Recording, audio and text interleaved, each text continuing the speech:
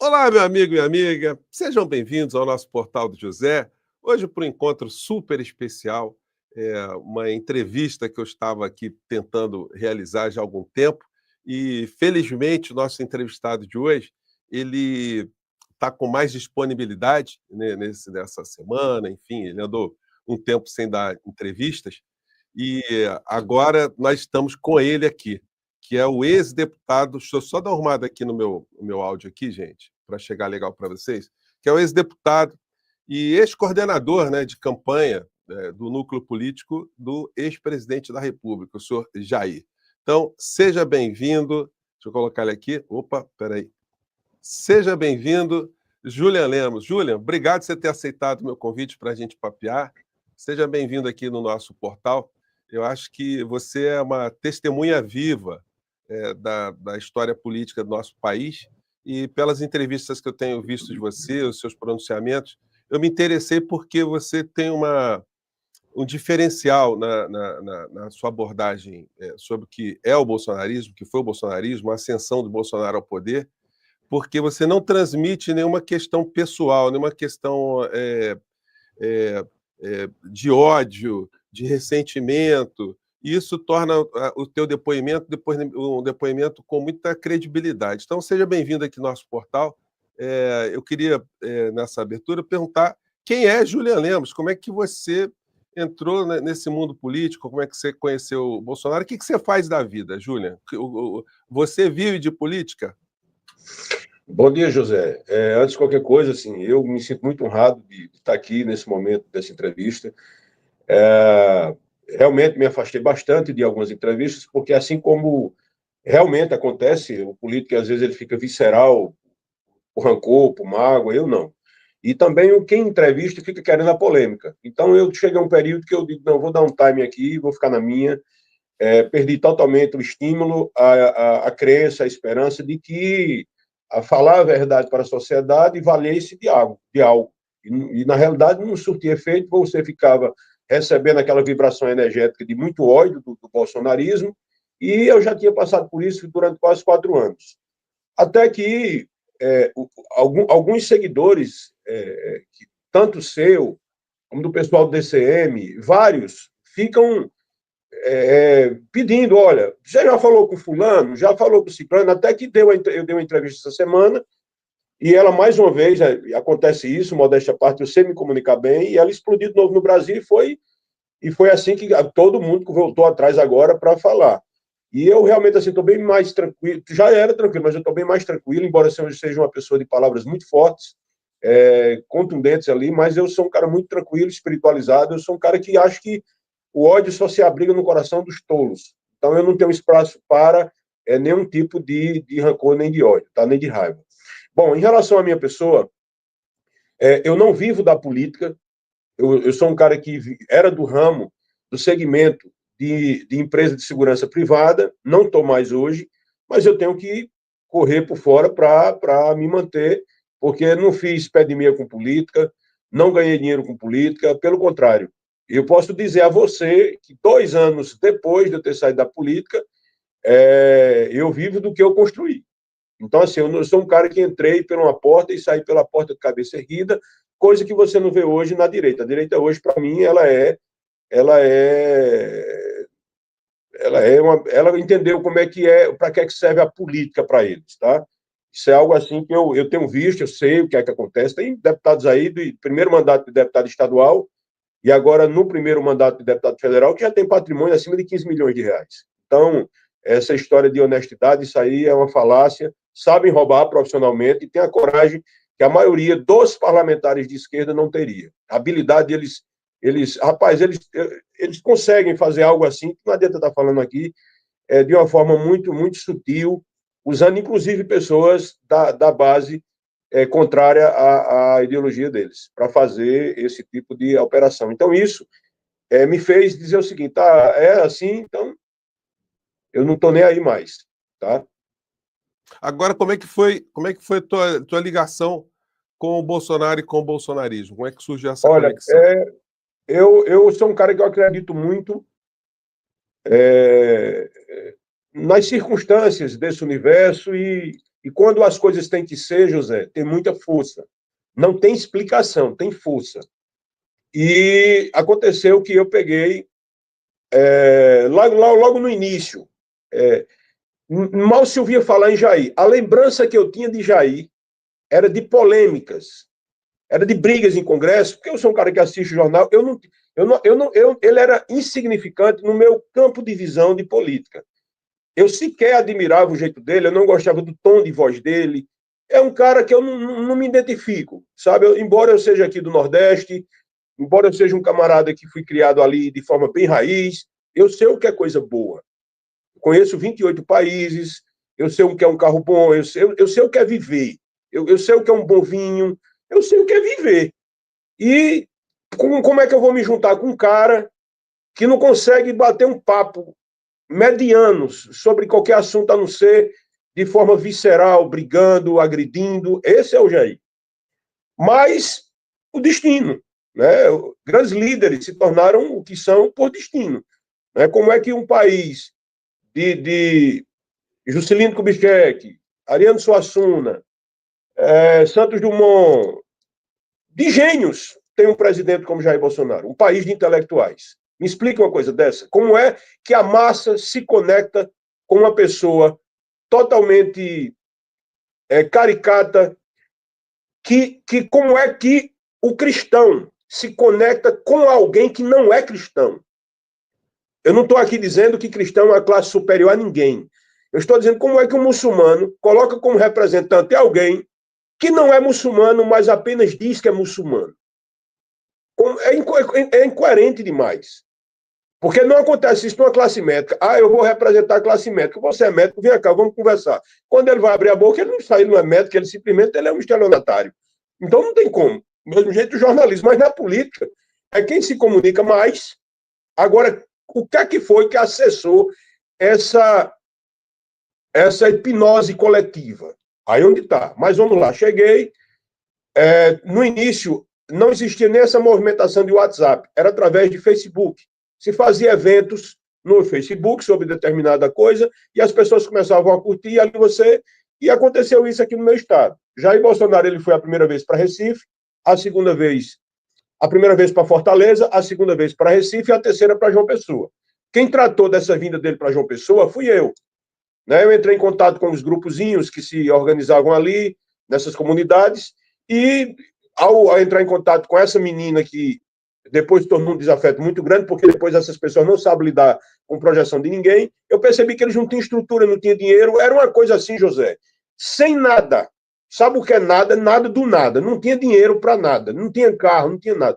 Aí eu fui e disse, olha, eu sou empresário de segurança privada, eu posso dar a estrutura de segurança dele, eu posso dar o carro, eu posso fazer tudo isso, porque realmente esse fenômeno aconteceu, José. Era muito voluntário. Beleza, só que Jair precisava de algo. Precisava de ter uma agenda oficial aqui na Paraíba para que a Câmara não desse falta nele e esse tipo de viagem não começasse a dar um trabalho a ele ali, um problema que eu sei que dá. E até para ele poderia vir aqui se tivesse um convite, se tivesse uma passagem também, enfim. Moral da história, amiga, eu peguei, articulei junto com alguns amigos a vinda dele, tentei na Assembleia, ninguém queria ele. Aqui era um governo de esquerda muito forte, que era o de Ricardo Coutinho. Até a própria Câmara de Vereadores não quis recebê-lo, não quis recebê-lo. Então, ali eu fui e fiz um movimento, resumindo, a gente conseguiu aprovar, através de uma vereadora que se dizia de direita, até disse a mim, rapaz, você está trazendo um cara que, pelo amor de Deus, ele pode dar um problema aqui dentro, eu pretendo ser candidato a vice-prefeita, pode me gerar um problema muito maior. Eu digo, ó, relaxa, porque, José, eu sempre fui um cara extremamente destemido e eu sou corajoso. O nível de coragem que eu tenho, amigo, é difícil de achar. E eu digo, vamos topar a parada. José, eu não sabia nada sobre política, o que é que podia dar, o que é que saía. Sabe o que é um cara entrar na cega? Pronto, fui eu. Então, quando Jair chega no aeroporto aqui, isso após muita negociação, um tal de Coronel Miller falou comigo, procurou saber, porque ele também não podia entrar em risco, enfim. Eu montei uma estrutura de mais de 40 homens na segurança. Fui buscar ele no aeroporto. Quando ele desceu no aeroporto, eu já estava na porta do avião. Para você ver como eu era desenrolado. Quando ele chegou, eu disse, Jair, eu sou Julian Lemos, você agora está sob os meus cuidados. Peguei ele, ele já olhou assim, disse, claro, o cara Beleza, botei ele no carro, tirei para lá. Quando eu estou lá, eu recebo uma ligação. Olha, Juliano, estão mandando 2 ônibus com índio, quilombola, que é para não deixar ele entrar na Câmara. Porque se realmente chegasse ali 250, 300 pessoas na porta da Câmara, a gente não entraria e o evento teria sido uma tragédia. Só que tem aquele movimento de levantar ele no aeroporto, lembra que o pessoal levantava, era aquela coisa toda, beleza. Aí ele fez, Juliano, vamos lá. Aí a gente foi. Aí levanta Jair Bolsonaro, eu recebo a ligação. Aí eu digo, Jair, nós temos que sair daqui agora, porque vai ter um problema. Ele disse, olha, eu estou sob os seus cuidados. Faça aí, eu estou na tua. Aí eu botei ele no carro, a gente tirou para a Câmara. Quando a gente entrou, rapaz, não deu 5 minutos, não. Apareceu, brotou índio, brotou ativista, foi um absurdo. Se alguém estiver me ouvindo aqui e pesquisar, você vai ver Jair Bolsonaro na Câmara de João Pessoa. Você vai ver a confusão que foi. Cara, foi um quebra-pau, só que eu fui organizado. Gás de pimenta, cara bombado, foi aquela coisa que segurou a onda. E na hora lá do discurso dele antes, me colocaram para fazer um discurso. E lá eu fiz um discurso bastante empolgado sobre aquilo que eu acreditava, que o Brasil tinha que sair daquela realidade. A gente já estava de saco cheio do modo de política, corrupção estourando de Lava Jato. Olha, um desmantelo. E ele gostou. Ele é um cara safo. Se ele fosse... Ele tem dificuldade em algumas situações, mas ele tem inteligência.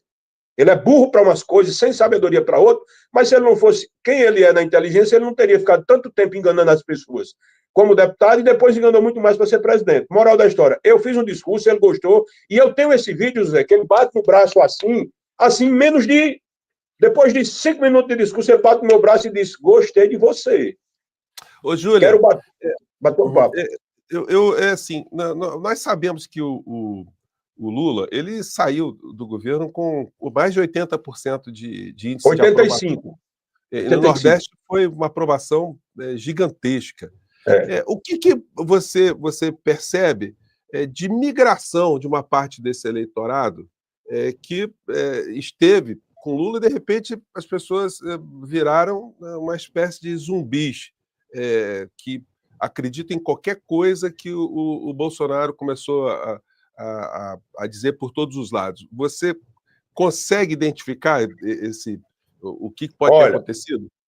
O lulista não deixou o Lula por Bolsonaro. O que aconteceu foi que parte de uma geração ali mais nova, entre 15, 16, 17 anos, isso tem muito peso, se envolveu naquele movimento mais dinâmico da direita, mais jovial, mais alegre. E as pessoas não eram ligadas de fato na política. Depois daquele movimento de 2012, do gigante acordou, toda aquela coisa ali, aí a coisa ali tomou outro ramo, tomou outro rumo. Né? Só que aquele movimento todo, que era bonito, né, de levante da sociedade, Jair se ligou naquilo. Ele cooptou aquela ideia e puxou para si. Então, aquele movimento não é pelos os 27 centavos, aquela coisa toda lá. Jair Bolsonaro, ele captou aquilo ali e puxou para ele. E aquilo ali, uma vez, é como uma bola de neve, José. Aquilo uma vez, eu vivi isso dentro, tá? Quando começa 2, 3 conversar, e junta-se 5 numa praça, 10 no outro, aquilo vai rolando ladeira abaixo, não tem quem pare mais. E você entra dentro de uma simbiose coletiva de pensamento e tchau, acabou. É isso que aconteceu. Então as pessoas disseram, não, eu era Lula, agora você. Não era isso. Pelo contrário. O lulismo ele ficou ali ainda resistente porque vinha de uma geração que teve, sim, benefícios, seja do Bolsa Família, não foi só isso, seja da questão de faculdades.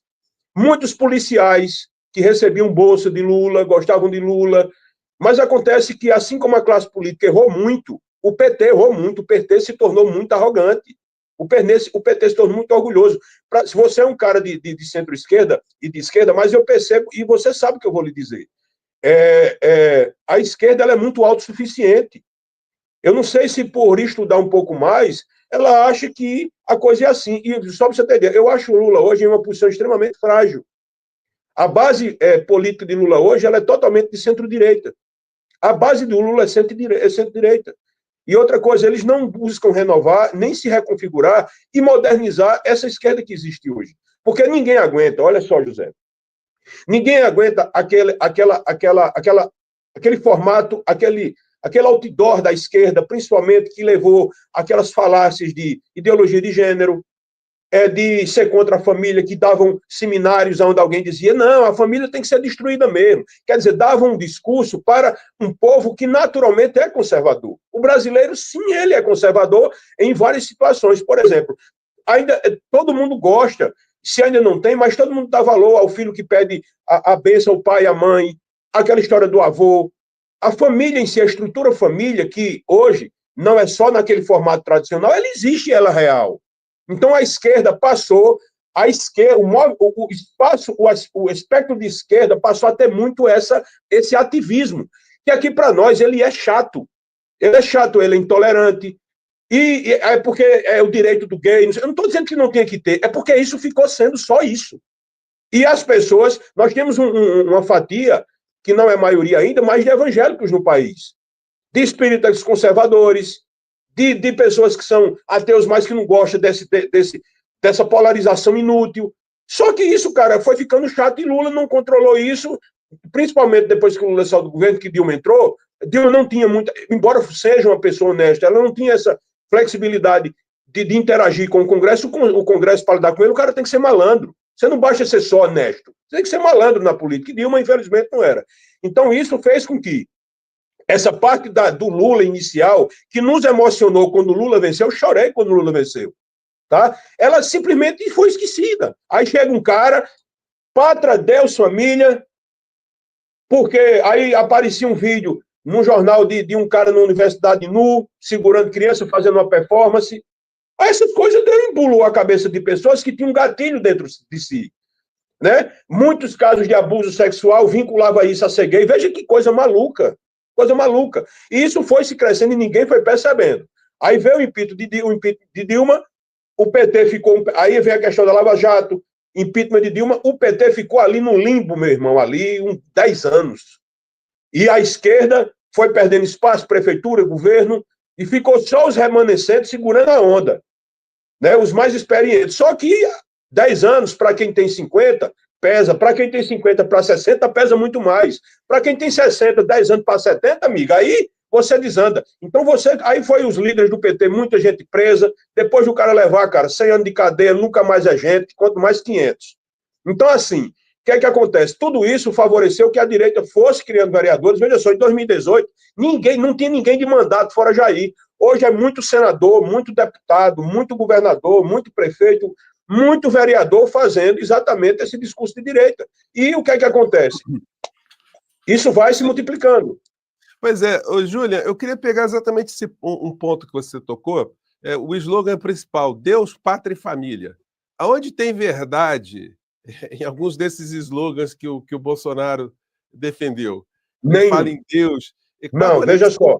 Existe alguma conexão dele? Quando a gente via Bolsonaro com o pastor Valdemiro Santiago, com Silas Malafaia, aliás, qualquer José Fernandes, eu vou te falar aqui, porque não sou mais, eu sempre fui, eu passo desde os meus 12 anos que eu frequento o meio evangélico, frequentava.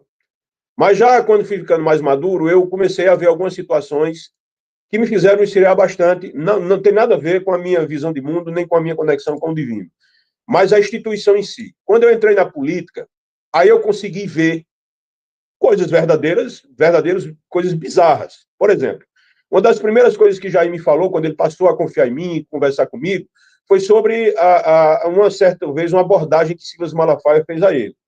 Chegou para ele que Silas Malafaia, ele é um malandrão, tá? Ele é um malandrão. Então ele chegou para Jair me falou, eu sou testemunha do que ele me disse.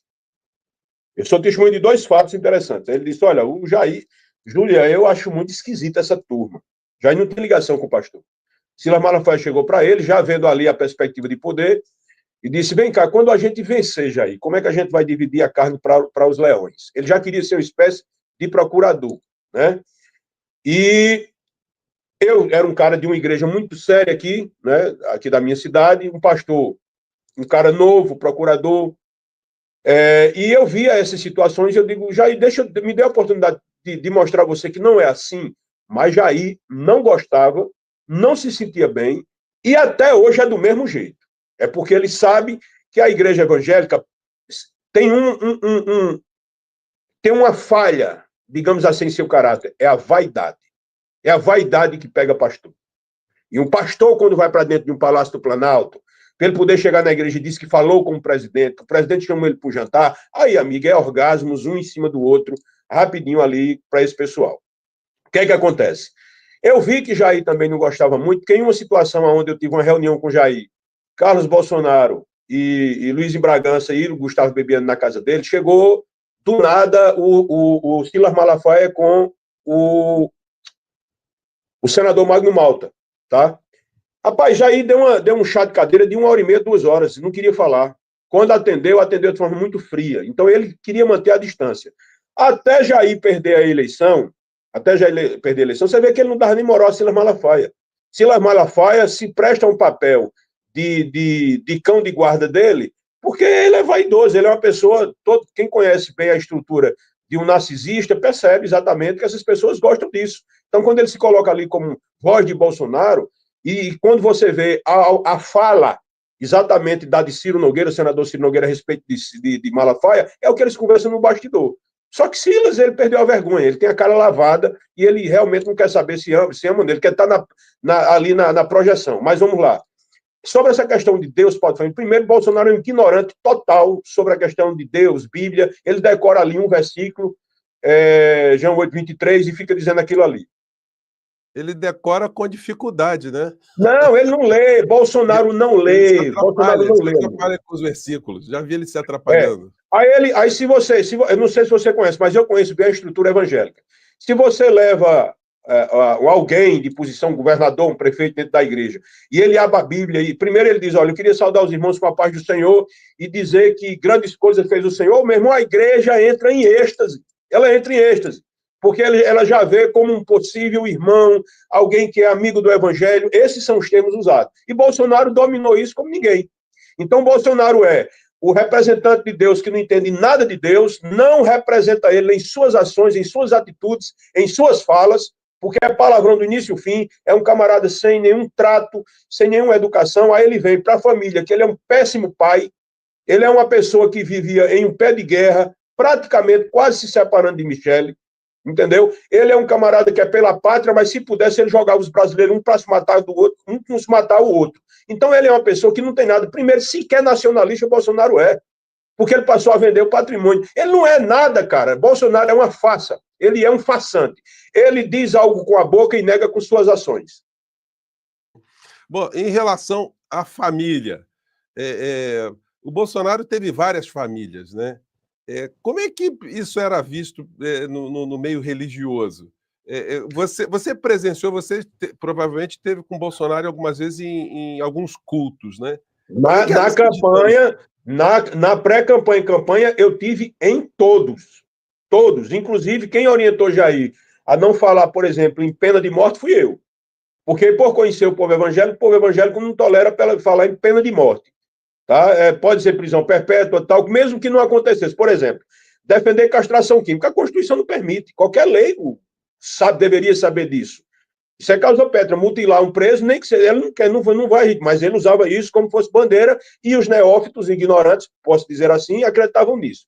Dizia pena de morte, ia lutar pela pena de morte. O presidente não resolve pena de morte, amigo, isso é coisa de Congresso. Mas esse discurso, ele jogava para lá. Então eu disse a Jair, inclusive foi em Roraima, disse, Jair, evita falar nisso dentro de igreja, porque não rola. Ninguém vai matar alguém porque roubou banco. Ninguém vai saber disso. Aí ele foi e mudou. Então ele não tinha essa orientação nenhuma. Júlia, tinha o negócio da arminha, né? Não, mas o da arminha, deixa eu te falar. A arminha. Ele chegou a exibir alguns eventos evangélicos, fazer o gesto da arminha. Pronto. Eu sei que é difícil para você. Eu sei que é difícil para você, José Fernandes, compreender isso em muitas pessoas, porque vocês não são do aspecto da defesa das armas. Eu sou um cara armamentista, veja só. Mas eu não acho que arma tem que ser para todo mundo. Eu vi que poder não é para todo mundo, dinheiro não é para todo mundo.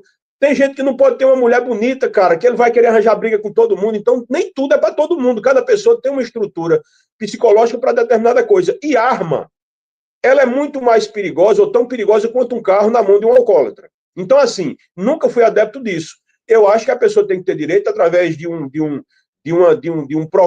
lei extremamente complexa, mas não só para adquirir a arma, pelas consequências de utilizá-la. Enquanto o Brasil não tiver exatamente bem claro as consequências de quem pode utilizá-la, porque nos Estados Unidos todo mundo usa como exemplo. A Texas todo mundo arma, mas puxa tua arma no Texas e atire em alguém, para ver se tu não fica dentro da cadeia e nunca mais tu sai. Entendeu? Não é assim que funciona. Então, o que é que acontece? A arminha era como se fosse um arquétipo de força. Ó, não sei o que, tal, isso é, eu sou daqui, eu sou dessa galera, não vem não. Tal, era fuzil, era pegar um tripé de microfone e fazer assim como fosse uma metralhadora. Só que no subconsciente das pessoas, fazia você ser de uma classe especial. Quem entende de psicologia, que sou eu sou dessa área de psicologia, sabe que tudo isso vai entrando no subconsciente do ser humano e ele fazendo aceitação. Alguns até têm a negação. Depois você vai para a negação, mas rapaz, como é que pode? O cara botou, mas depois ele vai aceitando. E daqui um pedacinho ele está fazendo também, porque eu vi pessoas que eram anti-bolsonaristas, era do campo do PSDB, e depois ficaram mais fanáticos do que. Eu nunca fui fanático, mas ficaram fanáticos pro Bolsonaro por esse jeitinho dele. Então ele se mostrava sempre, para entender, para terminar essa parte.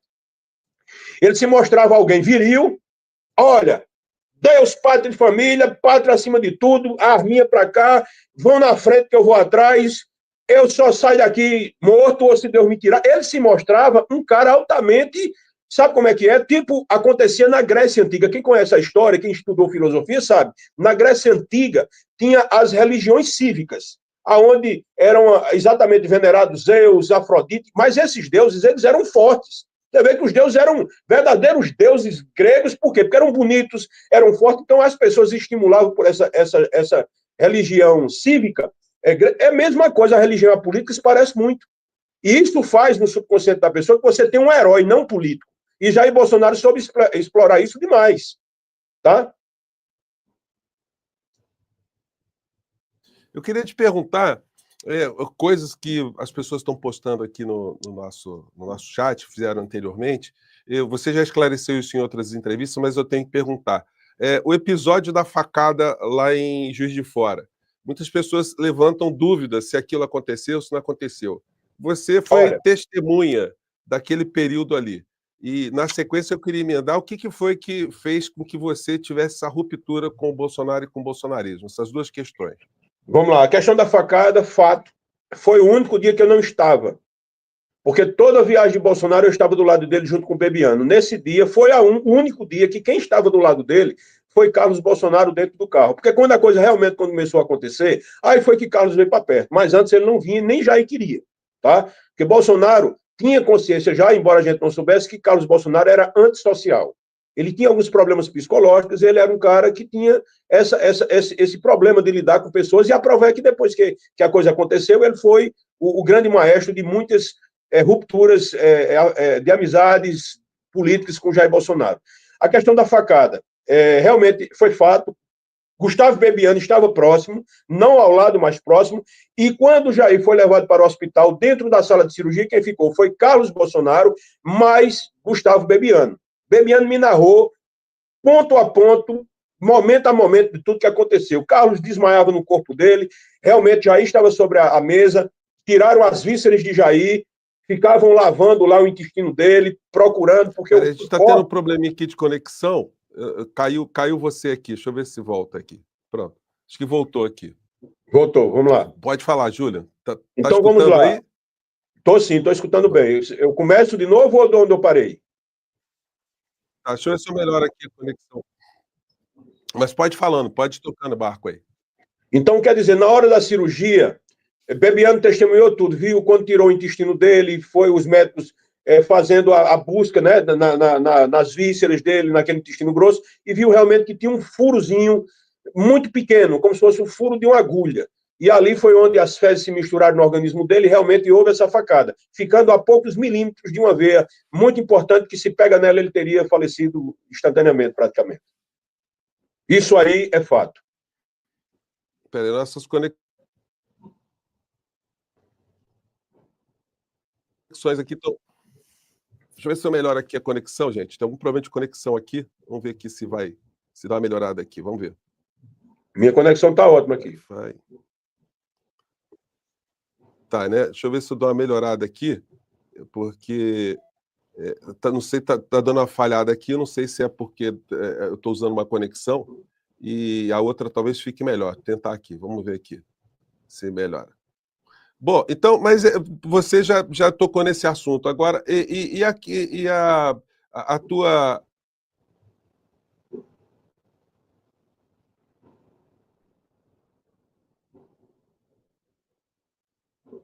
Opa, pegou a minha pergunta aí? Deu para chegar?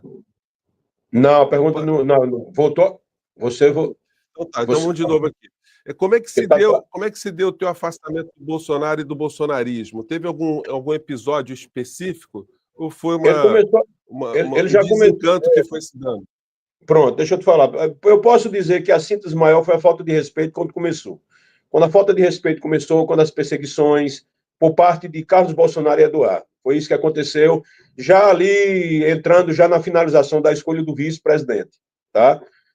Onde eu era o cara, o olheiro, era eu e Bebiano, que era o olheiro de todos os vice-presidentes, inicialmente, no primeiro momento da conversa. Foi assim com Janaína Pascoal, foi assim com o general Heleno, que já tinha essa aproximação. General Heleno foi Jair que tratou, mas a primeira conversa com Joyce, que de forma muito primária, ainda um tanto distante, foi cogitada sim também como uma possível vice de Jair, porque se tratava de ser mulher, e uma mulher na chapa iria flexibilizar e deixar mais suave aquela imagem que Jair tinha. Aí não deu certo por causa do próprio temperamento da Joyce, já foi descartado, eu tive com ela no Piauí, eu, Jair, ela, até minha esposa estava acompanhando também, conversamos com a Joyce é muito invasiva, e isso realmente chocou muito o Jair. Depois ela teve uma conversa com o Jair, Eduardo, e realmente não passou no crivo dele. Segunda pessoa que a gente foi falar, Janaína Pascoal. Isso tudo que eu estou te falando, eu tenho provas e evidências. Janaína Pascoal é uma pessoa que já tinha uma projeção devido à questão lá do impeachment de Dilma, e quando a gente teve um papo, Janaína Pascoal, cara, era bem assim, não falava às vezes coisa com coisa, e uma decisão dessa devia ser algo muito consciente. A gente teve uma reunião com ela em São Paulo, ela perguntou a Jair se fosse vice-presidente, continuaria morando em São Paulo, porque ela não queria se afastar da família. Aí a conversa era meio esquisita. Aí Jair disse, rapaz, não vai dar não. Mesmo assim, Jair ainda chegou o dia de perguntar a ela, você topa ou não? Aí ela demorou 15 segundos para poder responder. Então ela foi o primeiro sinal que não daria certo também. Qual foi a outra pessoa que a gente pensou? O deputado federal Luiz de Bragança. Ele foi a pessoa que realmente, assim, no final de tudo, foi o escolhido. Depois eu tive a primeira conversa com ele, ele, Bebiano. A segunda conversa foi ele, Bebiano e Carlos Bolsonaro, em um restaurante de São Paulo. E beleza, depois disso teve uma conversa em um hotel na Barra, ele, Jair Bolsonaro e Gustavo Bebiano, e ali teve uma simpatia de Jair por ele. Jair já tinha, inclusive, pedido para que Bebiano desse entrada no TSE com o nome dele. Eu assinei esse documento, está lá registrado no TSE. E isso, em menos de 24 horas, mudou tudo. Jair acordou. Está me ouvindo, José? Está me ouvindo? Estou ouvindo, está perfeito. O que é que acontece? Então, quando foi. Isso aconteceu numa manhã de 9 horas da manhã de um dia, e ficou tudo certo. A gente depois foi para a casa de Jair Bolsonaro conversar de forma mais reservada, Bolsonaro com o príncipe, que a gente chamava ele de príncipe. Carlos Bolsonaro também já tinha gostado dele, e beleza, a gente foi para casa, tinha achado muito esquisito tudo que aconteceu. Eu e Bebiano já viu que a gente começou, naquele momento ali, a gente já começou a ser um tanto já mais descartado, mas a gente ficou de orelha em pé, e a gente foi conversar em casa, na casa de Bebiano, eu fui dormir lá. Quando foi 4 horas da manhã, Jair nos ligou, dizendo que não seria mais o príncipe, o Luiz de Bragança. Aí a gente ficou perplexo, porque que de tanto escolha não dava certo, que foi que aconteceu agora? Aí ele nos informou, né, Bebiano bateu a porta do quarto, só acorda aqui, rabugento, porque o capitão está aqui no telefone dizendo que não vai ser o príncipe não, que descobriu alguma coisa dele. A gente ficou muito preocupado, né? Aí, quando a gente chega no aeroporto, Jair vai informar a gente. Antes ele falou, né, no telefone, que tinha descoberto alguns crimes de Luiz de Bragança, que ele fazia luta de rua, chutava mendigo e também praticava suruba, essas coisas, segundo Jair Bolsonaro. Aí a gente vai encontrar ele, faz, vem aqui para o aeroporto. Chega lá, Jair está rindo rindo lá na frente do aeroporto, me esperando, olha para mim e dizer, aí, Paraíba, é foda, né?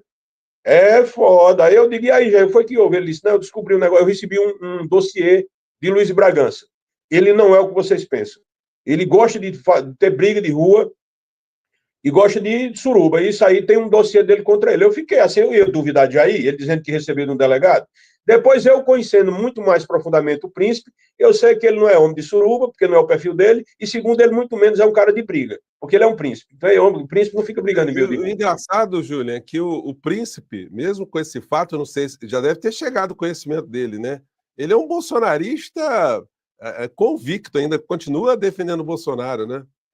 Mas isso aí é jogo. Na realidade, cara, eu digo uma coisa a você ali.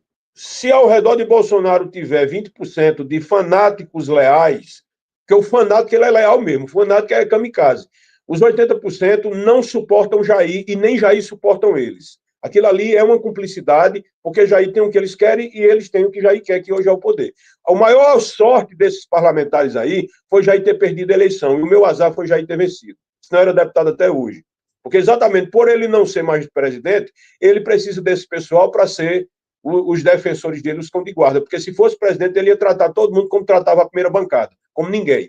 Nenhum deputado quase que foi eleito na base de Bolsonaro tinha influência. Todos que tiveram influência no governo de Bolsonaro faziam parte do Centrão.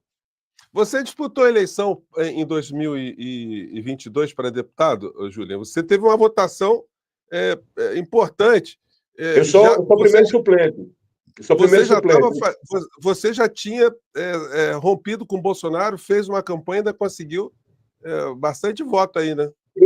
Na realidade, eu rompi com o Bolsonaro já nos primeiros meses, não por mim, foi por eles. Bolsonaro começou, por exemplo, quem mais suportou. Eu não suportei o que Bebiano suportou. Tem vídeos aí, áudios de Bebiano falando com Jair, que eu não teria um nível de espiritualidade daquele para aguentar tanta humilhação como Jair Bolsonaro fez com um cara que só fez servir a ele. Tudo isso capitaneado por Carlos Bolsonaro. Quem gerou toda essa animosidade entre mim, Jair Bolsonaro e Bebiano foi Carlos Bolsonaro. Gerou com todas as pessoas. Todas as pessoas. Só teve uma pessoa que eu conheço que Carlos Bolsonaro não conseguiu se opor a Jair Bolsonaro e afastar. E, pelo contrário, teve que... Hoje, eu digo a você, baixa a cabeça para ela, chama-se Michele Bolsonaro. Mas todo o resto, Carlos Bolsonaro era o cara mais temido do governo, menos por mim.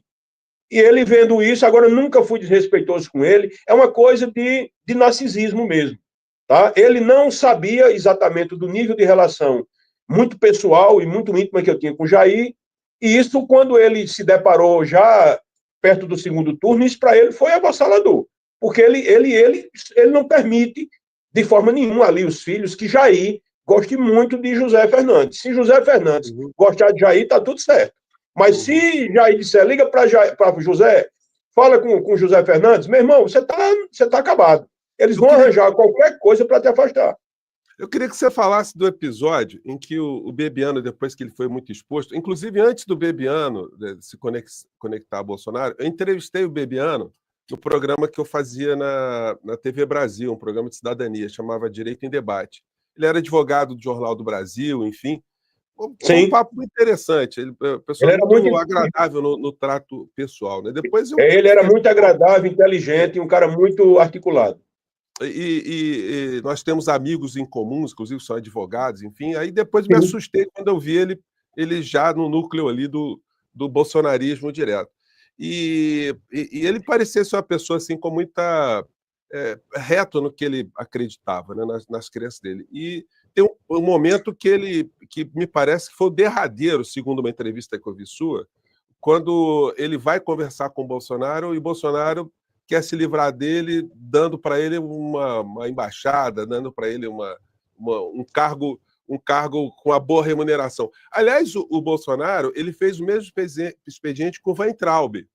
O Weintraub, quando estava nos Estados Unidos, também ele ofereceu para ele também, tipo, olha, cala a boca, não enche o saco, e o Weintraub ficou muito pé da vida, teve um rompimento com ele que está aí até hoje. O Weintraub também tem uma postura extremamente crítica, ele mostra como foi danosa a ida dele para esse mundo, e ele ataca de uma forma muito visceral, né? Mas eu queria que você contasse como é que foi aquele momento, como é que se deu como é que você enxergou aquilo, inclusive. José, só para lembrar que tua imagem está travando direto, tá? A tua imagem trava, a sua voz está ok, mas está travando direto a tua imagem. Tá?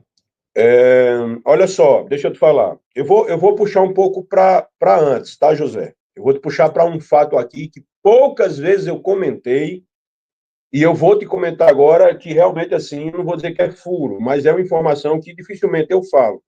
Porque também dificilmente eu acho alguém que está me entrevistando com uma maturidade para compreender como funciona a coisa.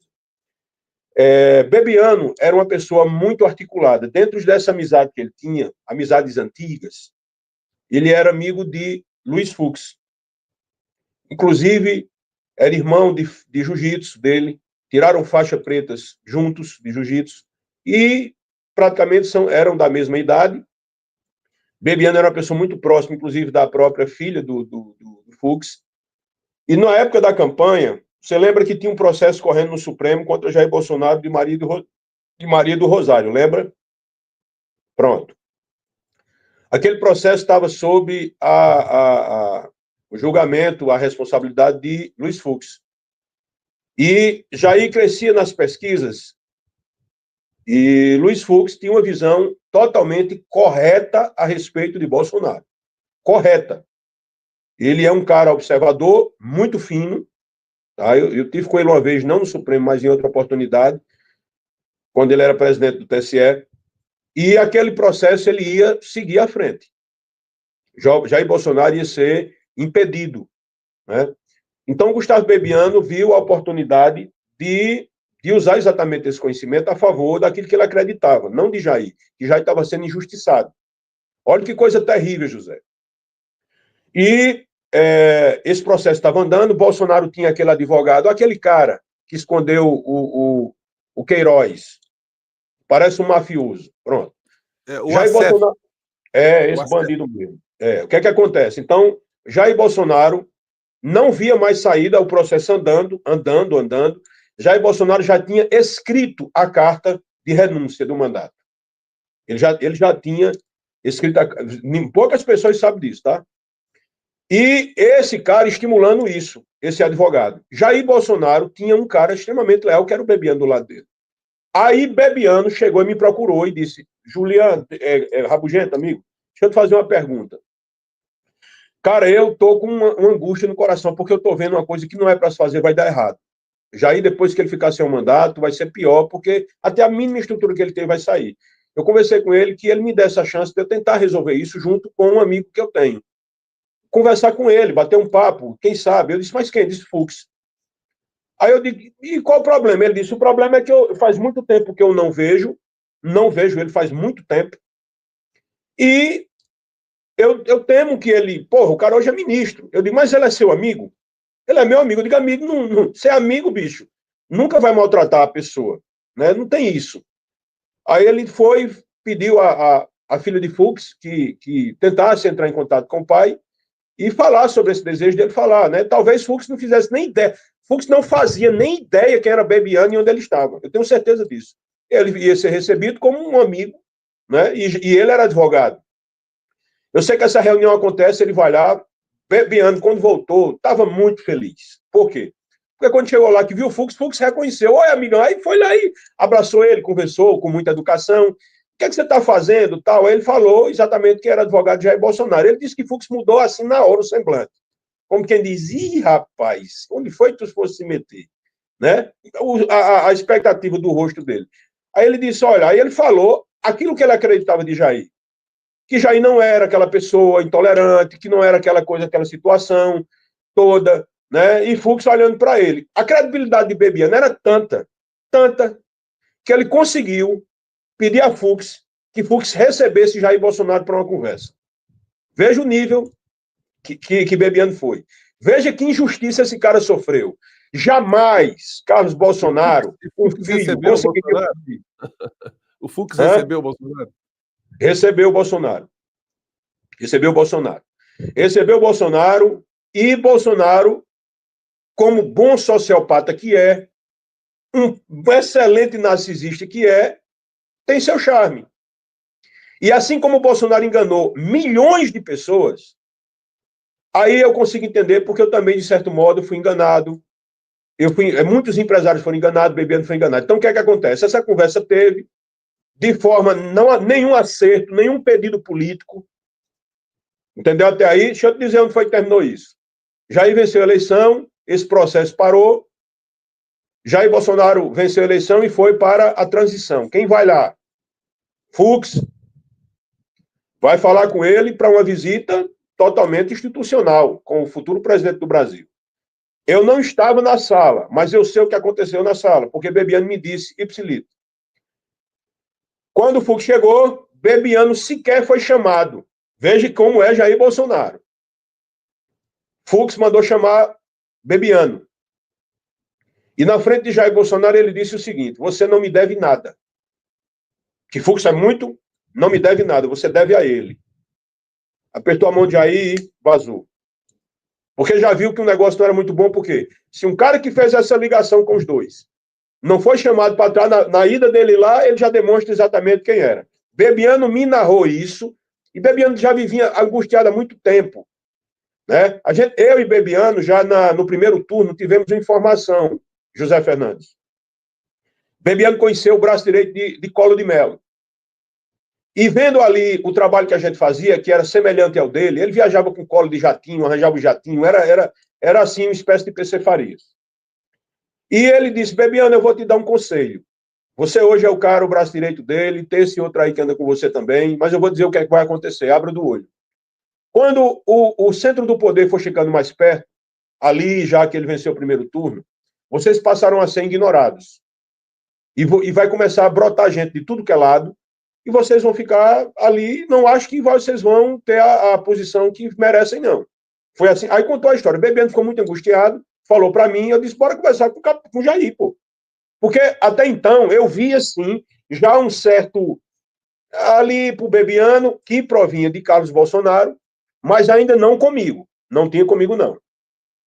Até que eu chego e vou tomar um café com Jair, Jair Bolsonaro e Bebiano. E Bebiano, como era um cara, o que ele tinha de honestidade, eu digo a você, honesto, eu não conheci em Brasília ninguém honesto como Gustavo Bebiano. Digno, leal e amava Jair. Ele abriu o coração para Jair. Jair é muito escroto, cara.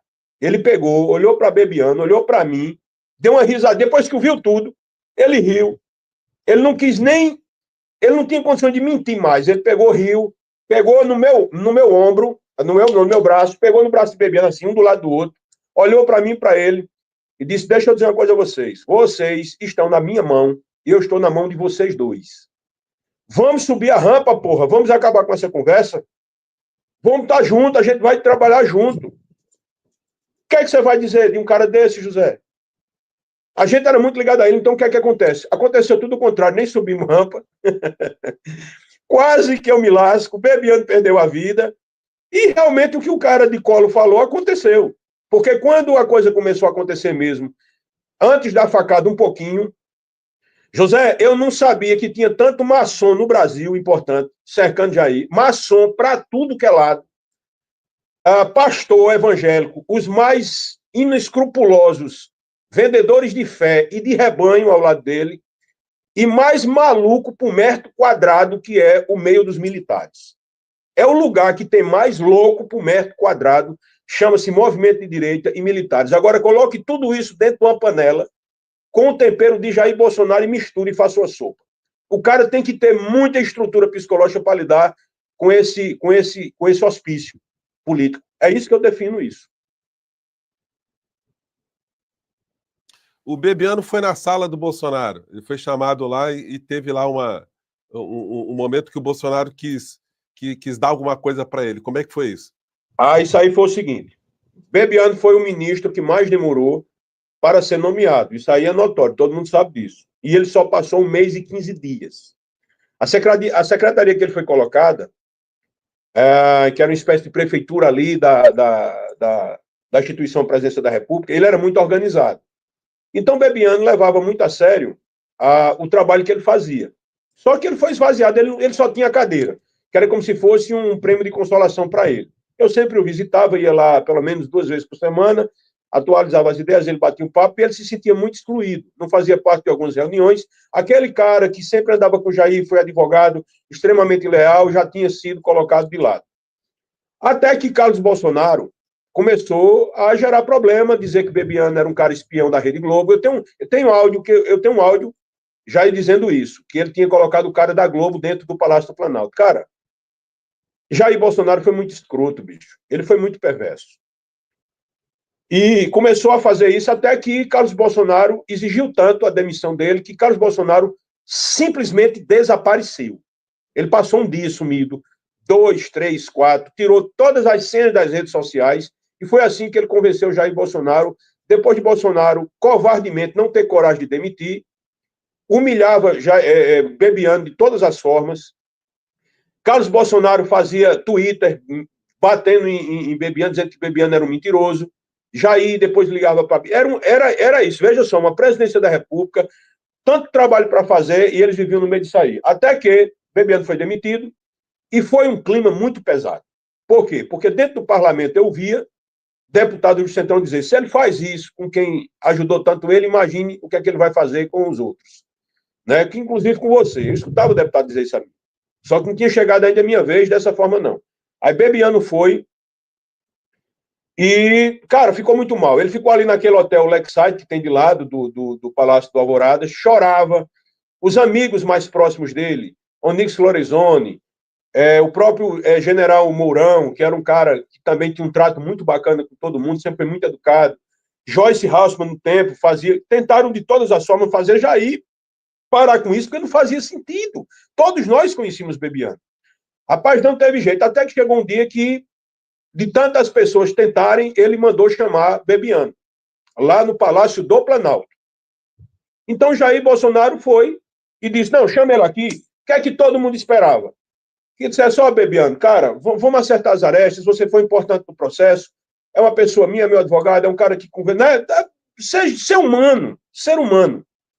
Quando chegou dentro da sala, eu não entrei, mas 3 personagens me disseram exatamente o que aconteceu. Exatamente o que aconteceu. 3 versões, inclusive a de Bolsonaro, de Bebiano, que foi a 4ª. Jair entrou, Bebiano entra na sala, Jair está de costa, já numa posição de não querer nenhum papo. Não sei se você já entrou na sala da presidência. A sala da presidência tem uns vidros bem grandes, assim, que dá para o vale, que dá ali para o... Né, fica a imagem da natureza. Aí ele estava de costa. E Bebiano entra com um riso, alegre já, né, aliviado dessa angústia que ele passava. E Jair Bolsonaro, quando ele entra, já não dá as costas, só faz assim, dá as costas e diz assim, pronto, dê a ele aí Furnas ou a Embaixada de Portugal.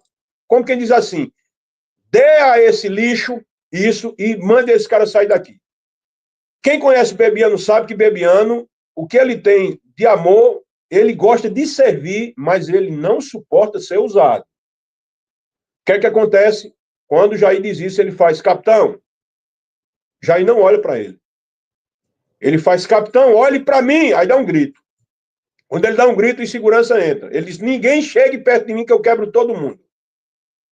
Aí Jair olha, porque Jair sabe que se fosse eu ou Bebiano, a parada era essa mesmo.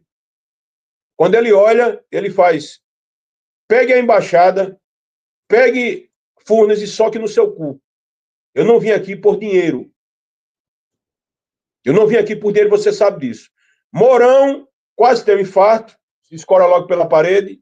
Onyx, que era careca, quase que arranca o resto de cabelo. E pronto, foi assim que acabou a história de Bebiano com o covarde do Jair Bolsonaro. Muitas pessoas perguntam o que você acha da morte do Bebiano, que foi uma coisa meio improvável, uma pessoa que tinha a saúde que ele tinha ter morrido. Qual é a tua leitura disso? A minha leitura disso é o seguinte, Bebiano é um cara que, ele era boxeador, faixa preta, era um cara de uma estrutura muito forte, um cara que não se exercitava, pesava 55, tinha 55 anos, pesava em torno de 105, 110 quilos, um cara muito forte. Bebiano era grande, parecia um urso. Mas aí, irmão, eu passei 3 anos, Bebiano deve ter passado 1 ano e meio, mais ou menos. A vida de quem vive nesse meio é uma vida extremamente estressante. O estresse produz um dano muito grande no organismo da pessoa, só que na demissão desde a dificuldade de Bebiano assumir o ministério, que tinha sido promessa de Jair que ele seria ministro da Justiça, seria muito, muito, muito melhor do que Moro, infinitamente melhor do que Moro. Moro é um banana. Depois, se você depois quiser conversar comigo sobre ele, eu conheço ele muito bem também. O que é que acontece? Bebiano não aguentou, cara. Ele não aguentou, a tristeza, a angústia foi muito grande sobre ele. Isso mata um animal de estimação. Tem pai, eu conheci pai aqui na minha cidade que morreu porque o filho foi assassinado. A tristeza mata as pessoas. Um casal, o cara vive muito, a esposa morre ou vice-versa, o cara morre. O gato morre, o cachorro morre, Bebiano morreu de angústia e tristeza. Quem matou Bebiano de angústia e tristeza foi Carlos Bolsonaro e Jair Bolsonaro. Ele morreu disso, de muita angústia e tristeza. Eu queria perguntar sobre uma coisa que ninguém toca muito. Como é que foi a aproximação de Bolsonaro e Paulo Guedes? Que eram pessoas de universos diferentes. E é o seguinte, tudo que você está relatando confirma tudo que eu digo aqui sempre no portal, que o Bolsonaro ele estressou a sociedade, ele apaixonou pessoas, como você mostrou, ele criou tensões por todos os lados, permanentemente. A família fazia isso permanentemente, mas os negócios corriam paralelamente. O Bolsonaro não fazia parte do universo de Paulo Guedes, nem Paulo Guedes de Bolsonaro. Jamais um convidaria o outro. O Guedes jamais convidaria o Bolsonaro para tomar um vinho, para conversar com um banqueiro, antes do Bolsonaro ser presidente. E o Bolsonaro jamais convidaria o Guedes para comer pastel, você para Angra dos Reis, alguma coisa assim. Que informação você tem desse casamento? Olha, você vê que Guedes ele é um mestre em ganhar dinheiro. Ele opera. Muita gente não sabe disso. Guedes é bilionário. Guedes é bilionário. E ficou mais no governo de Bolsonaro. Guedes foi o cara que mais ganhou dinheiro nesse governo de Bolsonaro. E o mais vivo também, né, o Julian? Porque é o seguinte, com tudo que aconteceu, ele saiu sem ninguém estar pegando no pé dele. Ele mostra que ele é bem estruturado com os meios de comunicação, com o sistema financeiro. Não, mas não é só isso não. Você viu que Guedes, deixa eu te falar. O Guedes, primeiro, ele nunca se misturou com Jair. Ali era algo e óleo. E Jair também não tinha como pegar e se afastar dele. Guedes era o cozinheiro do restaurante. Imagina se o cozinheiro fica com raiva, acabava, amigo. Ali, em horas. Guedes tinha o poder de acabar o governo de Bolsonaro em horas e ir embora. Tá? Então, Jair Bolsonaro sabia disso. Por isso que nunca teve uma crítica de nenhum dos filhos.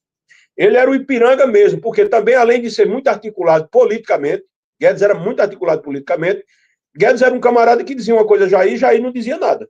Mas quem percebeu que era Guedes na malandragem foi o Centrão. Eu me lembro que certa vez um deputado chegou para mim e disse, rapaz, esse Guedes a gente vai derrubar ele, não tem jeito.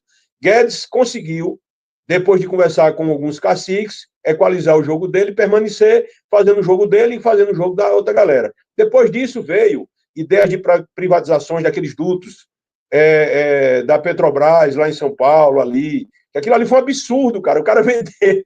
Um absurdo, que imagina a quantidade de dinheiro que essa galera ganhou ali naquela transação. Teve os ativos do Banco do Brasil, que foram vendidos para o Banco BTG. Ali teve muita transa, meu amigo, ali dentro, coisa absurda, entendeu? Assim, uma corrupção totalmente legal. Legal, totalmente legal ali, em transações, totalmente, a privatizações dos aeroportos, que não privatizou tudo, privatizou só os filé mignon. Então, assim, cara, qualquer pessoa com mínimo de inteligência, quem sabe com essa parada todinha foi Ciro Gomes. Ciro Gomes bateu ali, ele é muito ligado nisso, ele percebeu tudo. Então, assim, Paulo Guedes, você vê que ele tinha um protagonismo muito grande nas reuniões de ministério, falando do jeito que ele queria, parecia que ele era o próprio presidente da República. E nenhum ministro do mundo ali se oporia a ele ou faria qualquer tipo, até porque os ministros de Bolsonaro, tirando Paulo Guedes, todos os ministros de Bolsonaro eram todos bunda moles, com exceção do ex-ministro Mandetta. Esse não, esse tinha personalidade também, era político. Tereza, ele mal mexia, mas Tereza nunca gostou de Jair. Tereza era muito na dela, muito fina, muito na dela, gente boa demais. Fazia o dela, não se misturava, porque ela tinha exatamente essa característica do político realmente tradicional. Fazia o jogo dela, não se envolvia. Agora, todos os outros ministros, era tudo xeleléu de Bolsonaro, tinham medo de Bolsonaro, não eram profissionais com autonomia de fazer o trabalho. Você vê que ministro da Justiça, você vê que ele humilhou o ministro da Justiça, o Sérgio Moro, de uma forma, você vê exatamente a personalidade de Sérgio Moro. Né? Ele veio para o meu aniversário aqui em João Pessoa, ligou para mim dos Estados Unidos no tempo, começou a se aproximar de mim, mas eu conheci um Sérgio Moro que poucas pessoas do Brasil conheceu. Aquele cara é um cara dissimulado, rapaz. Eu vi ele no aeroporto essa semana, fingi até que não vi. Entendeu? É um fraco, eu não sei como é que aquele cara chegou a ser quem foi. Fraco, sabe? Mentiroso. Sérgio Moro é mentiroso. Ele é mentiroso porque, vê só, ele pegou, falou tudo aquilo a respeito de Bolsonaro e hoje finge que não vê, é fraco, entendeu? Ele teve aqui, eu me lembro que eu ainda disse umas coisas a ele a respeito, e ele só fazia ouvir. Mole, frouxo. Sérgio Moro é frouxo, cara. Tá? Em relação a Paulo Guedes, era isso, era o único ministro realmente ali com postura de ministro. E, assim, Bolsonaro tinha um pavor de imaginar que ele poderia sair do governo. Aí ele realmente estava acabado. Né? Sim, mas como é que foi? Quando o Bolsonaro viu quem era Moro, que Moro não era aquele juiz que pegou e condenou Lula, aí ele ficou sendo tratado menos que uma barata dentro do governo. Moro era tratado igual uma barata dentro do governo. Não é moral de nada. O que você sabe dessa conexão? Como é que quem apresentou Guedes para Bolsonaro? Como é que deu essa amarração aí? Porque o Bolsonaro entregou o país de porteira fechada para o Guedes. Olha, quem começou a fazer muito dessa conversa, como você falou, não teve, ele não apitava nada. Um dos caras que hoje ninguém fala, mas ajudou muito, foi Paulo Marinho. Sabe quem é, né? Paulo Marinho conhece, irmão, Deus e o mundo. A alta da alta da alta. A classe A ele conhece. Foi o cara que fez essa ponte. O Paulo Marinho, que não é da família do Roberto Marinho, é outro Marinho. Exatamente. Fez a ponte. Olha, Paulo Marinho se dá bem com a galera da Globo, se dá bem, meu irmão, com todo mundo. Aquele cara ali é um cara que, inclusive, abriu a casa dele, gastou muito dinheiro. Rapaz, olha, no papo assim, de conversar, fazer uma ligação. Paulo Marinho conseguiu doação de R$1 milhão, cara, para a campanha de Jair. Assim, vou ligar, agora vou ligar aqui, eu vou ligar. Entendeu? E ele, só para você ter ideia, tratou Jair Bolsonaro como se fosse um irmão íntimo. A única coisa que duas coisas que Bolsonaro fez, nem convidar ele para posse e tirar a empregada doméstica dele de mais de 25 anos que estava na casa dele. Foi o que... Jair não vale nada não, cara. Jair é o cara mais escroto que eu já conheci na vida. Entendeu? Júlia, qual é o papel dos filhos do Bolsonaro no papel dele? Os filhos modulam de alguma maneira? A gente está vendo agora que o Carluxo aí está enrolado com a questão do gabinete do ódio, a BIM. Aquilo ali é 100% verdade. Aquilo é 100% verdade. Eu soube daquilo ali em 2019. Bebiano, nessas reuniões que eu fazia com o Bebiano, de vez em quando, Bebiano disse...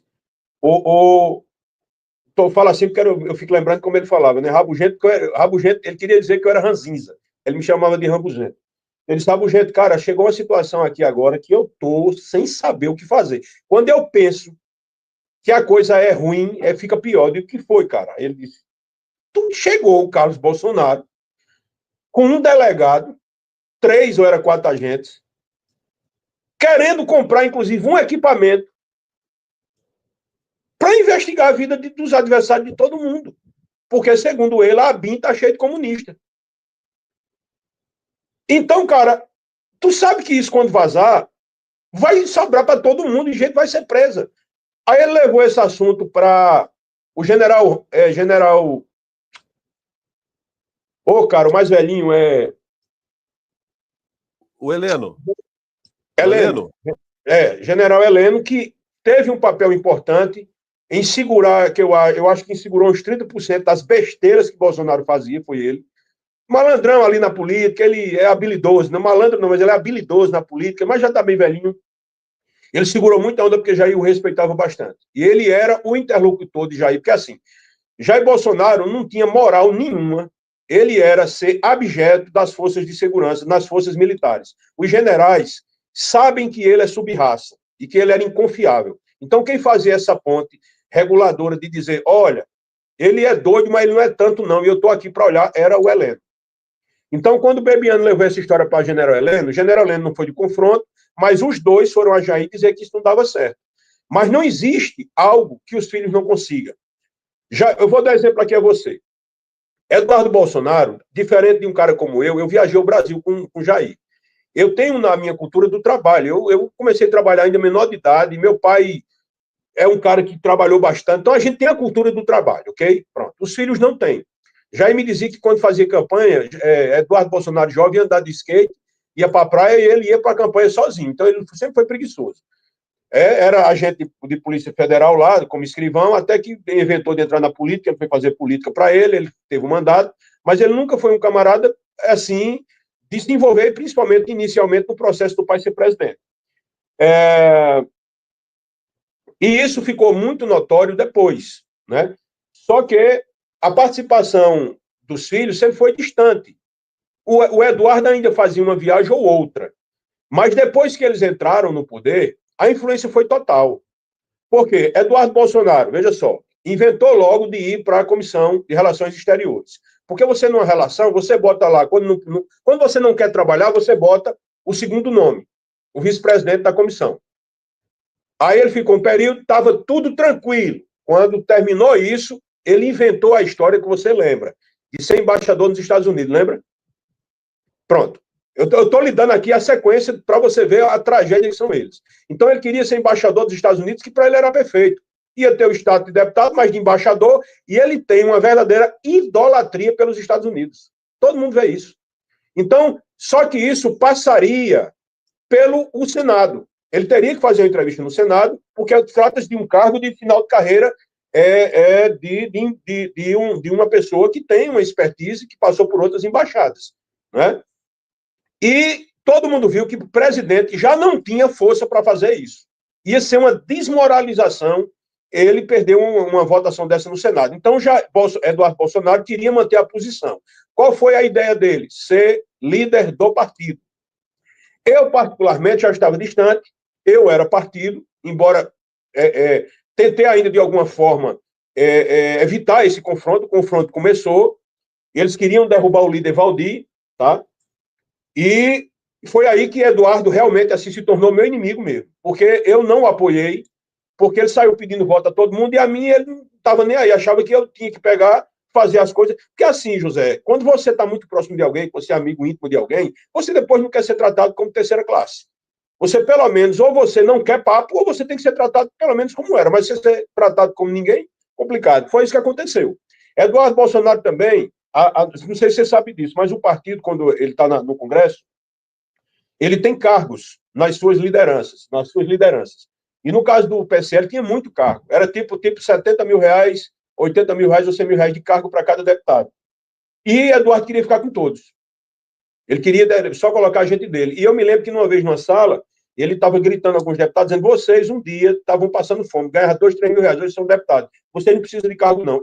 O tratamento era esse. Chamava não sei quem de pau de arara, Paraíba, só que comigo, se ele dissesse isso, ele ficava sem os dentes. Essa era a diferença de Juliano. Mas eu estou lhe falando isso aqui, não é porque eu sou machão, não. É porque de onde eu venho, você não humilha ninguém. Tá? Se você humilhar, o poder está no mal que eu posso lhe fazer instantaneamente. Eu vou lhe fazer depois. Esse mal não interessa, não. É ali na hora. Então, eles tinham esse receio, e até o meu apelido dado por Carlos Bolsonaro, é cangaceiro. Por aí você tira. Sim. Então, o que é que acontece?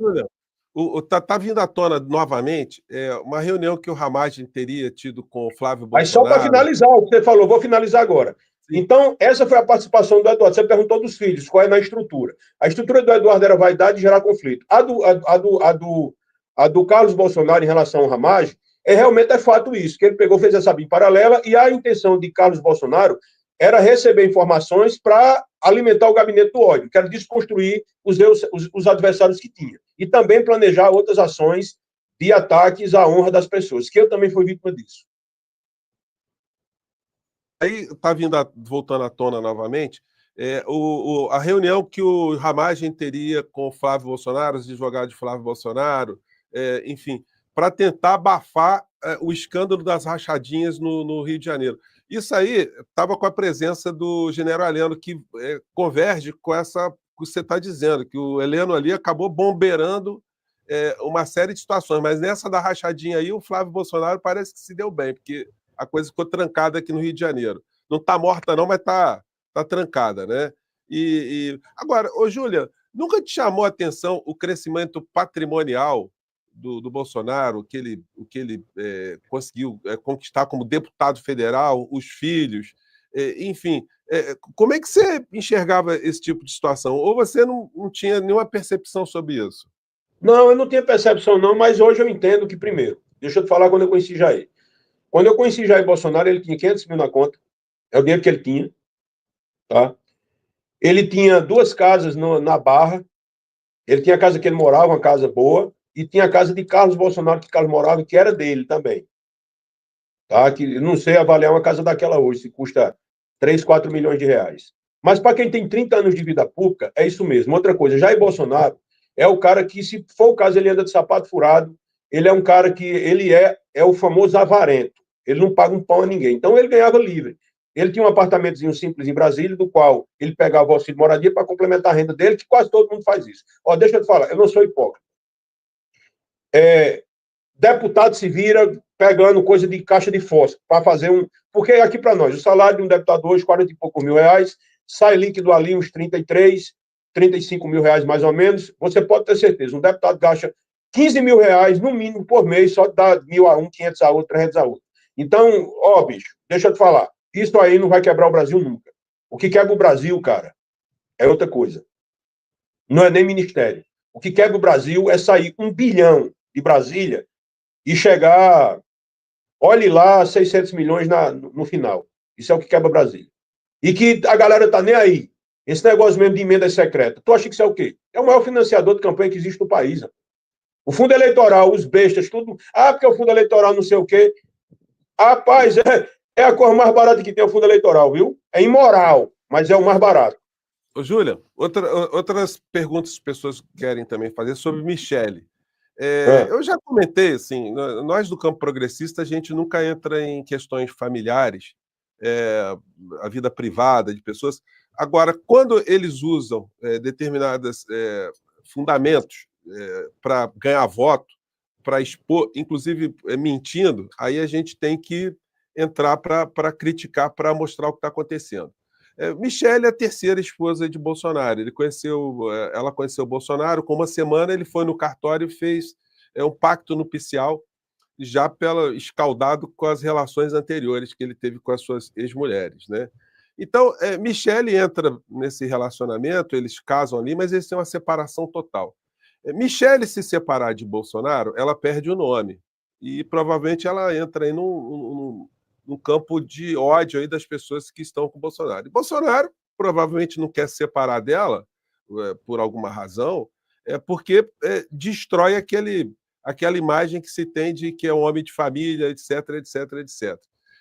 Esse casamento aí, como é que você vê? É um casamento que tem algum afeto ou de fato é apenas uma apresentação para fins políticos? Qual é a leitura que você faz? Ô, José, eu realmente, assim, eu sei muita coisa, cara. Muita coisa, muita coisa, muita coisa. Confidências de Jair, etc. Assim, é um assunto realmente assim que eu não queria falar. Esse eu não quero falar. Até a pedido da minha esposa. Só uma. Ó, as mulheres, elas têm sensibilidade demais. As mulheres sabem exatamente quem é a Michelle. Eu posso opinar sobre política e tal, mas assim, sobre essas particularidades, eu realmente me sinto até mal falar. Porque eu não quero ser colocado ali com a imagem de um fofoqueiro, de algum. Não, pelo contrário, Jair me fez confidências, amigo, de irmão. De irmão. E ela fez confidências a Bebiano de irmã. Pronto. E aonde eu posso chegar no máximo é dizer que não é nada do que se imagina. Só isso. Eu não vou adiantar mais nada, porque realmente me incomoda falar. Eu acho muito. É baixo demais. Não quero falar. Bom, mas eu acho que você não quer falar, mas eu acho que as pessoas aqui do nosso portal já entenderam bem, né, o que está acontecendo, né? Bom, tem várias perguntas aqui relacionadas, inclusive, ao teu futuro político. O que você está pretendendo, Juliano? Você quer se candidatar? Você está afiliado a algum partido? Por que você resolveu, de repente, se expor agora em algumas entrevistas? Não, olha, para te falar a verdade, cara, José, deixa eu te falar, eu sou o primeiro suplente de deputado, eu estou na política. Eu sou o primeiro suplente, eu posso assumir o mandato, ou por afastamento do político, ou outro motivo de força maior. Embora eu não faça parte de um grupo político, né, porque assim, eu não tenho, através desse deputado, que eu sou o primeiro suplente a assumir o mandato, porque ele não tem interesse e faz parte daquele modelo de classe política que não cumpre o que se fala. É, mas eu sinto falta de quê, cara? Não é falta, como é que eu posso te falar? Julinho, qual é o teu futuro político?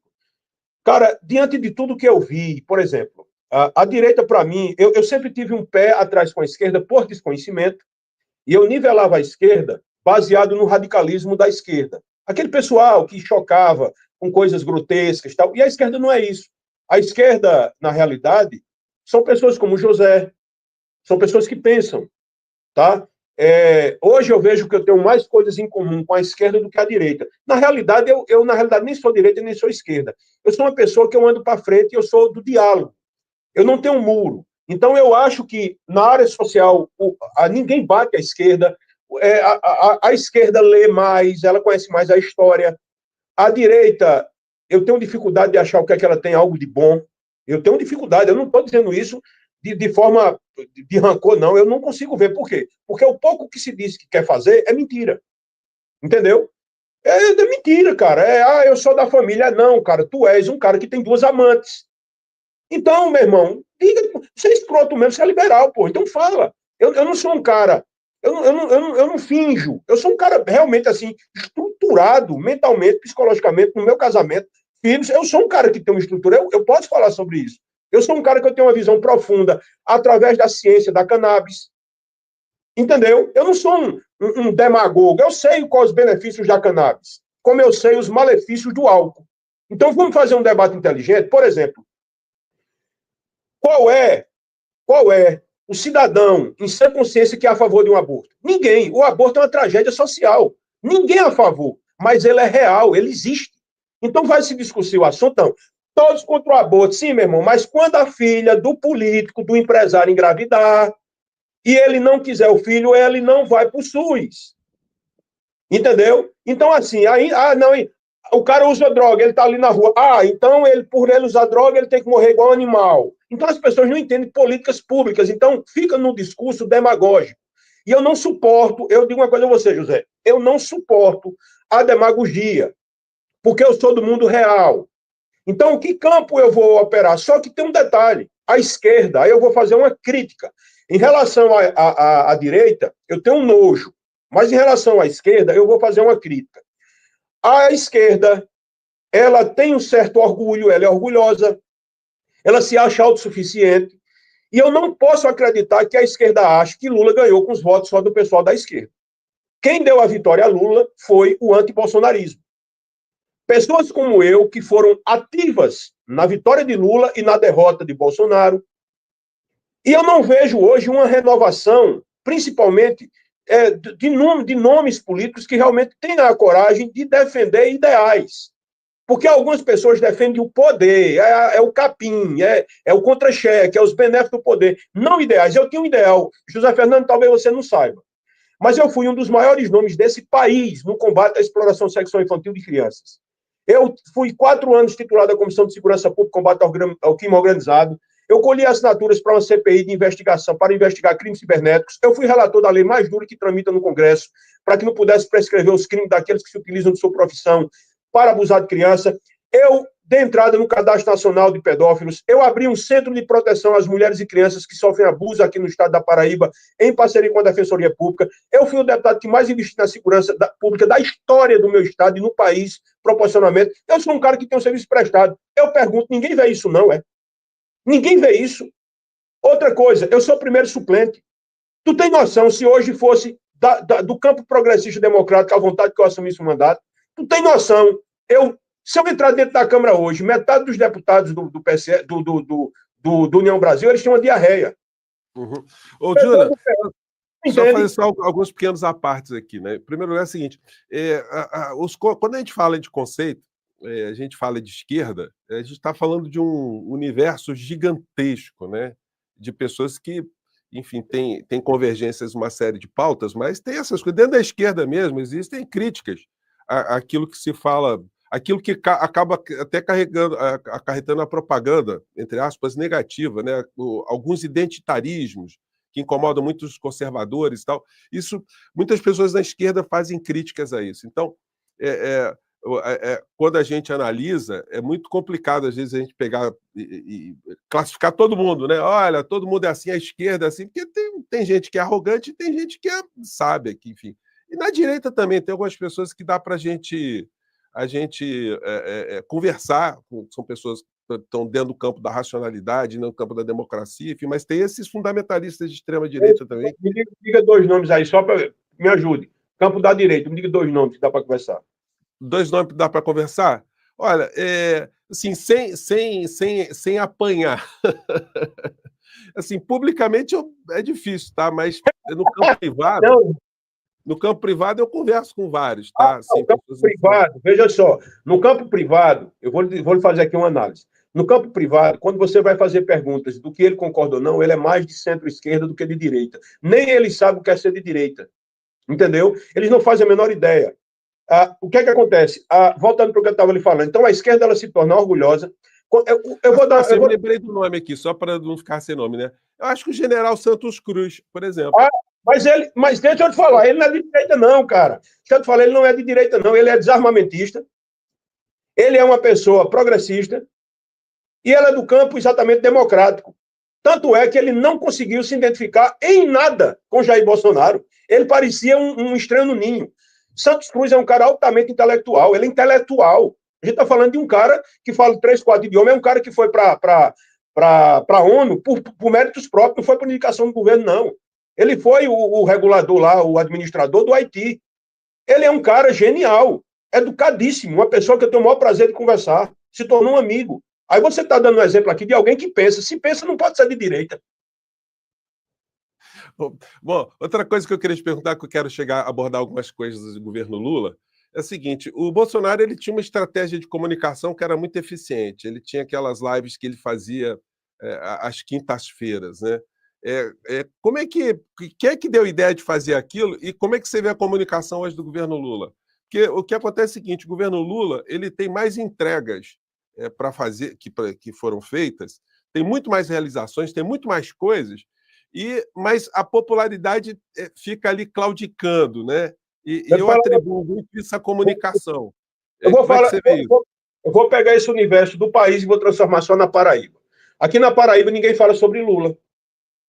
Aqui quem fala sobre Lula é o governador. Mas o governador não vai estar fazendo... Ninguém fala sobre Lula. Aqui não tem um nome que fale sobre Lula sem ser de forma ideológica. Porque o PT... Aqui se fala de PT e de Lula. Ninguém fala sobre a personalidade de Lula. Eu falo melhor sobre Lula hoje do que qualquer um aqui que seja da esquerda. Porque eu falo sem idolatria. Aliás, pergunta que veio aqui, só fazer uma pequena interrupção. Você votou em Lula em 2022? Votei sim. Votei e eu digo isso em todo canto. Eu não tenho problema de dizer não. Votei em Ciro, primeiro turno e segundo turno foi Lula. Deixa eu te falar um negócio. Inclusive o Wi-Fi daqui da minha casa, quando a pessoa vem aqui, vai estar tem lá Lula livre. Que é já para o camarada que é de direita desaparecer de perto daqui de casa. Olha só. Eu sou danado, bicho. O negócio é para atrapalhar, os caras atrapalham. Olha, voltando aqui na Paraíba não tem ninguém que fale sobre Lula, como eu falava de Bolsonaro. Eu acho um absurdo, cara. Eu estou falando na Paraíba que Lula venceu a eleição nas duas na capital e na outra cidade, que é a maior de Campina Grande, que Bolsonaro venceu anteriormente. Lula aqui diminui.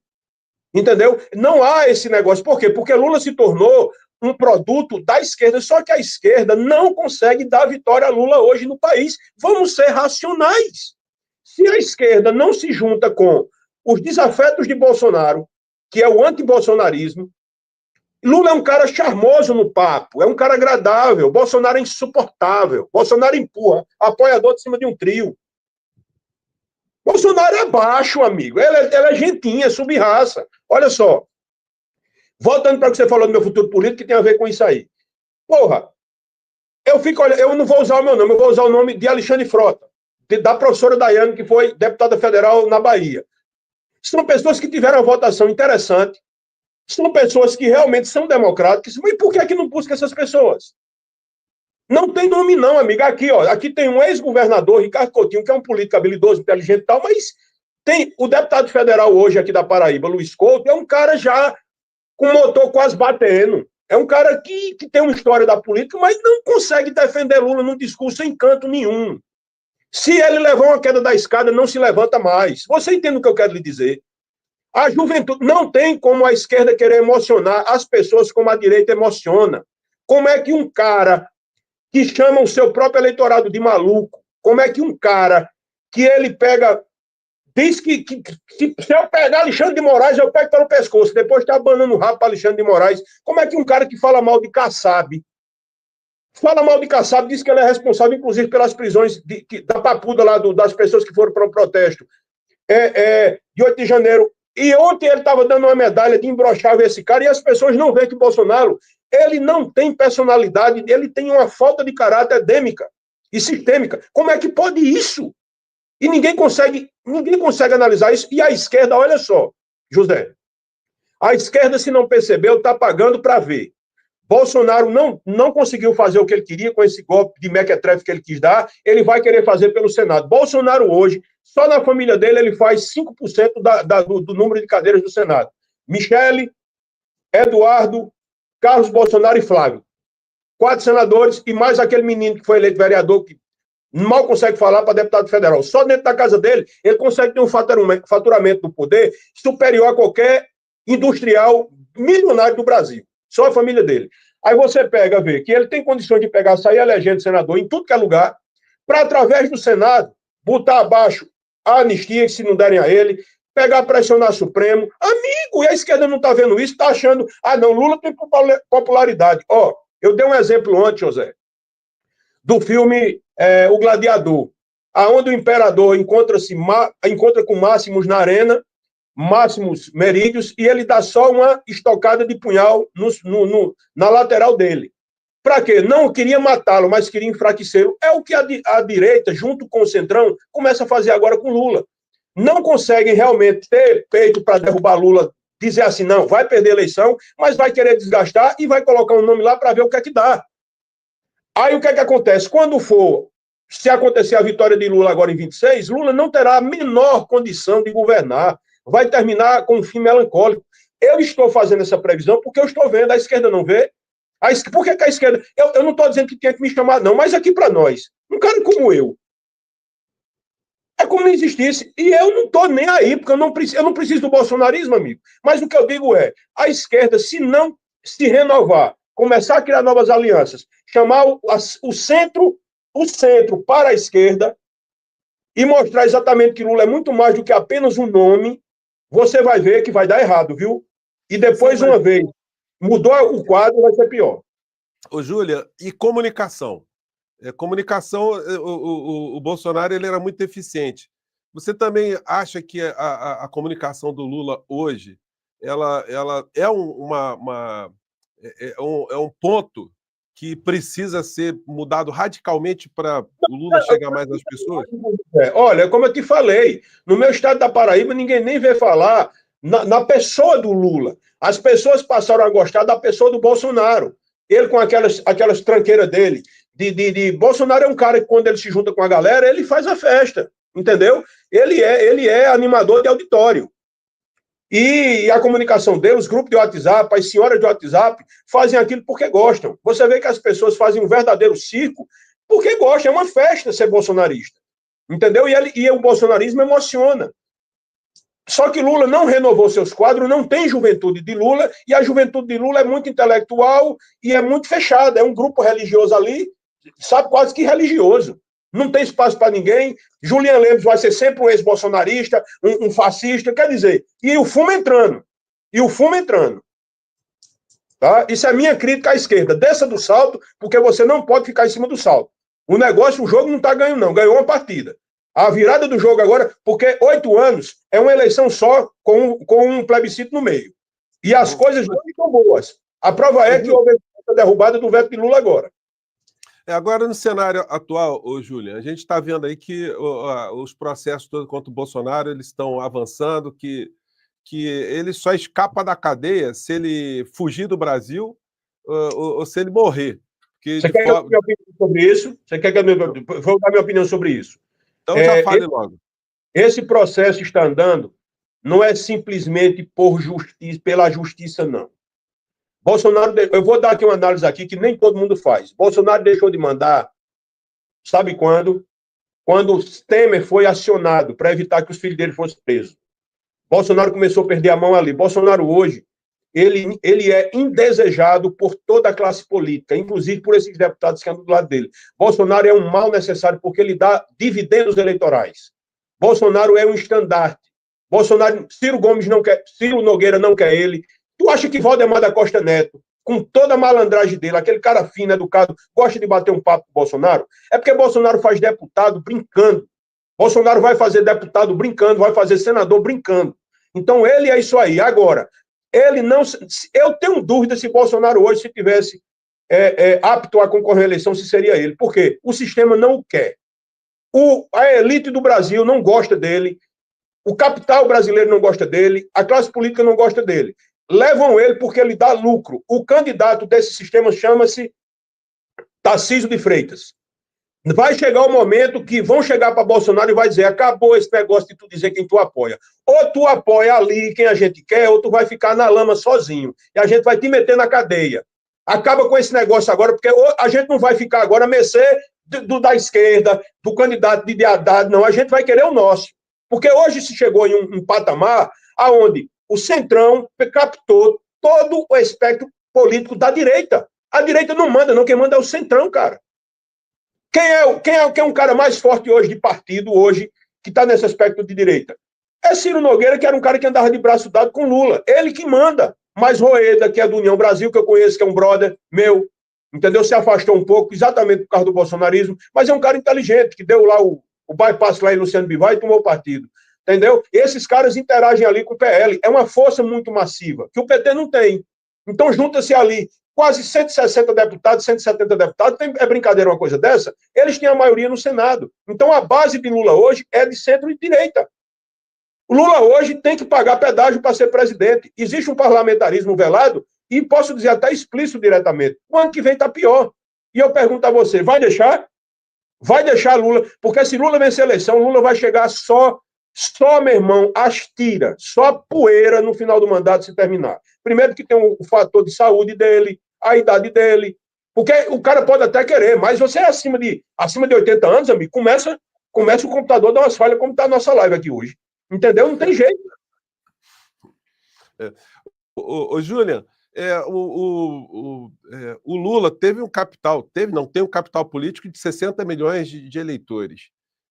Isso aí não funciona para negociar com bancada, com deputado? Enfim, o presidente está condenado nesse sistema a ser refém para toda a vida? José, veja só, Lula teve 60 milhões de votos. Nós temos ali muito voto que é de uma geração que já está no final de vida. Concorda comigo? Já tem uma geração que já está, bicho, ali beirando, que sabe quem é Lula. De 30 anos para cá nasceu muita gente. Beleza, do Bolsa Família, etc. Mas tem gente que não usa Bolsa Família que não tem visão de Lula. Tem visão nem de política, tem de TikTok, do povo dançando, de Virgínia, de Tigrinho e tal, mas não tem da política mesmo. E o que tem é de forma muito rasa. Tá? Eu, por exemplo, eu conheço pessoas que recebem Bolsa Família elogiando Bolsonaro porque Bolsonaro aumentou para R$600 na pandemia. Nem Bolsonaro foi, meu irmão, foi o Congresso, Bolsonaro queria dar 200. Quando eu disse a ela, ela disse, eu não sabia. Eu digo, é isso que você gosta de Bolsonaro? Então, os méritos do próprio parlamento e de Lula, as pessoas não conhecem. Metade de quem está com Bolsonaro é por desconhecimento realmente de quem é Lula. Porque tem aquela história, o descondenado, o 9 dedos. Entendeu? Não existe um confronto para isso. Eu conto nos dedos os deputados ali dentro do Congresso que realmente faz um trabalho assim de combate, mas não se compara à oposição que eles têm. eu realmente sou surpreendido pela oposição da direita, que está crescendo, está ficando perigosa, entendeu? Consegue se comunicar. Existem os meios de comunicação como TikTok, Twitter, que também apoia. Cara, vamos pensar. Entendeu? Olha, tem uma questão que você tocou muito rapidamente aí, a gente falou de política e religião. Como é que você vê o papel das igrejas e dos pastores agora para 2026? O que vai acontecer? A gente vê que tem muito cara da direita aí que se apresenta como evangélico. Por exemplo, o Tarcísio mesmo parece um pastor, agora, só que ele parece que lê pelo menos alguma coisa para poder pregar ali, né? Está falando em Faraó, em Moisés, enfim. Qual é o papel das igrejas hoje na eleição de 2026? Olha, as igrejas são bolsonaristas, a sua grande maioria, a maioria esmagadora. Igrejas pentecostais como a Assembleia de Deus, todas são bolsonaristas. Mas isso dá para mudar, por exemplo, o Lula poderia ter uma aproximação com os evangélicos? Como é que ele vai construir isso do dia para a noite? Quem são os representantes? Porque os evangélicos da política estão com o Bolsonaro. Magno Malta, olha, Magno Malta é um cara que eu tenho. Se eu chegar lá, ele fala comigo, eu tenho uma relação com ele bacana, embora eu não concorde com a postura dele hoje. Ele não precisava estar fazendo, porque ele foi muito grande. Mas é um cara que, Max Feliciano, por exemplo, um gangster daquele ali. É um porta-voz de arrebentar. Porra, aquele cara, bicho, aquele é um farsante. Aquele cara é um farsante. Eu fui parlamentar com ele. Entendeu? Aquele cara ali é um porta-voz fortíssimo em São Paulo nas igrejas. Aí você tem a igreja Assembleia de Deus do Brás, que é uma igreja Assembleia de Deus rica, milionária. Ele dá ordem, o pastor-presidente dá ordem aos deputados para votar em Ciro Nogueira, como votado. Ciro Nogueira não é ex-presidente da Câmara, Ô, rapaz. Lira, Arthur Lira. Pronto, Lira foi para Alagoas, o presidente da Assembleia de Deus chamou o pastor e disse, olha, se você não votar nele, eu lhe mando para o Nepal. Olha como é que é o negócio, entendeu? Diz qual é o pastor que não vota conforme a de Macedo quer dentro da igreja dele. A gente está falando de igrejas aqui, as maiores, que realmente são ali captadas como um rebanho, e ele e os líderes direcionam para onde quer, com esse discurso de que é porque é Deus, não sei o quê, que Lula é comunista, e porque Lula apoia o Irã, aquelas coisas todas. Lula ele tem uma dificuldade de se comunicar. Vi que Lula passou a falar agora muito em se Deus quiser, e não sei o quê, mas que são os nomes realmente que se comunicam. José, deixa eu te falar. Ou o PT muda, se renova, como o modelo de um carro, que troca frente, troca logomarca, se identifica. Tá? Se ela partir para ter a estratégia da Kodak, a Kodak desapareceu do dia para a noite porque não quis modernizar e achava que o filme ia ficar para toda a vida. Ela desapareceu em 2 anos. E quem tomou conta do negócio foi a Sony, que sequer era campeã de vendas de máquina. Eu estou dando aqui, fazendo uma analogia de exemplos de que ou você se moderniza ou você fica para trás. O PT parou. O PT perdeu a capacidade de rastrear nomes que possa ter realmente potenciais políticos. Eu não estou falando, eu estou dando o meu exemplo porque é o meu exemplo. Tá? Eu posso falar de mim, não posso falar de terceiros. Eu sou o primeiro suplente, eu sou um cara aguerrido, eu sou anti-bolsonarista, eu sou um camarada destemido, eu votei em Lula, eu sou contra Bolsonaro, eu não tenho pautas de direita, eu nunca recebi uma ligação de ninguém, cara. Eu não estou dizendo que eu vou, não. Estou dizendo que nunca recebi. Ei, cara, tu tá entendendo? Nada. Pelo contrário. É como se... Dá entendendo como é que é? Isso é burrice. Aí Jojo Todinho, era ativista, era da favela, ganhou dinheiro, ficou rica e disse que era de direita, Bolsonaro botou debaixo do braço. Colo de Mello, aquele bandido, o Jair Bolsonaro botou debaixo do braço e disse que ele foi importante para a nação brasileira. Em quê? Tomou fogo o dinheiro de todo mundo. Cara, o irmão de Gilmar Mendes, Bolsonaro apoiou. Então, você entende? É uma coisa absurda. A esquerda, eu estou dizendo agora. Hoje, eu tenho sérias dúvidas se Lula vence a eleição. Eu tenho sérias dúvidas. Por quê? Porque eu não vi evolução. Primeiro, vamos ser bem racionais. Lula está fazendo o que pode, mas não está conseguindo ainda, porque o Congresso realmente tem dificultado. Haddad é um cara competente, mas não está conseguindo. Realmente eles tamparam muito buraco que Bolsonaro fez nesse governo dele, que foi uma tragédia, o pior dos governos que teve.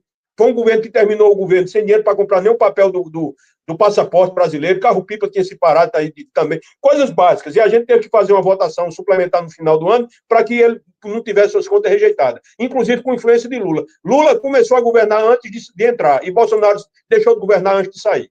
Então, essas coisas assim eu observo e não vejo mudança. Rapaz, não tem ninguém. Se você coloca agora no YouTube, Julian Lemos, é madeira, meu irmão, é pau em Bolsonaro de cima à noite, com milhões de visualizações. Acha alguém da esquerda que chegue pelo menos na metade? Ô, Júlia, a gente navegou aqui por muitos assuntos aqui, a gente está meio na conversa de bar aqui, basicamente. Né? Eu tive restaurante, né? Então, muitos papos eu batia com o cliente, assim, eu fiz várias amizades assim, e hoje eu estou me sentindo meio assim, conversando com você, que você deixa a gente muito à vontade também no papo. Muitas perguntas têm vindo aqui no sentido da tua segurança pessoal, a sua vida, porque você é um arquivo vivo. Você, enfim, é que você não acabou se envolvendo em absolutamente nada. Seu nome não aparece aí em nenhuma dessas trapalhadas aí, desses crimes, dessa bandidagem toda aí. Mas você sabe muitas coisas. Você sofreu algum tipo de ameaça? Você tem algum medo de alguém chegar e te dar uma tapa? Cara, um cara me dá uma tapa, eu só se for doido. Sou doido, maluco. Porque eu vou lhe falar uma coisa, irmão. Se eu estiver dentro de um carro, ele não sai vivo mais. Não vou dizer a você, não, só estou dizendo a você. Cara, eu acho difícil, viu? O cara é suicida. Se ele for suicida, acho muito difícil. Muito difícil. Ô Júlia, olha só, vou terminar o nosso papo aqui. Eu ia falar um negócio. Eu armei as principais guardas municipais da Paraíba. Eu armei com arma nova praticamente toda a polícia militar do meu estado. Polícia Rodoviária Federal recebeu viatura blindada de ações desse deputado. Meu irmão, eu tenho serviço prestado demais. Demais. E outra coisa, eu não temo bandido, porque eu não afronto a bandidagem. Eu também não, eu não li, assim, eu sou um cara que, se alguém reconhecer, eu digo, eu mandei fazer uma padaria lá no presídio, viu? Eu mandei fazer uma padaria para o presídio também.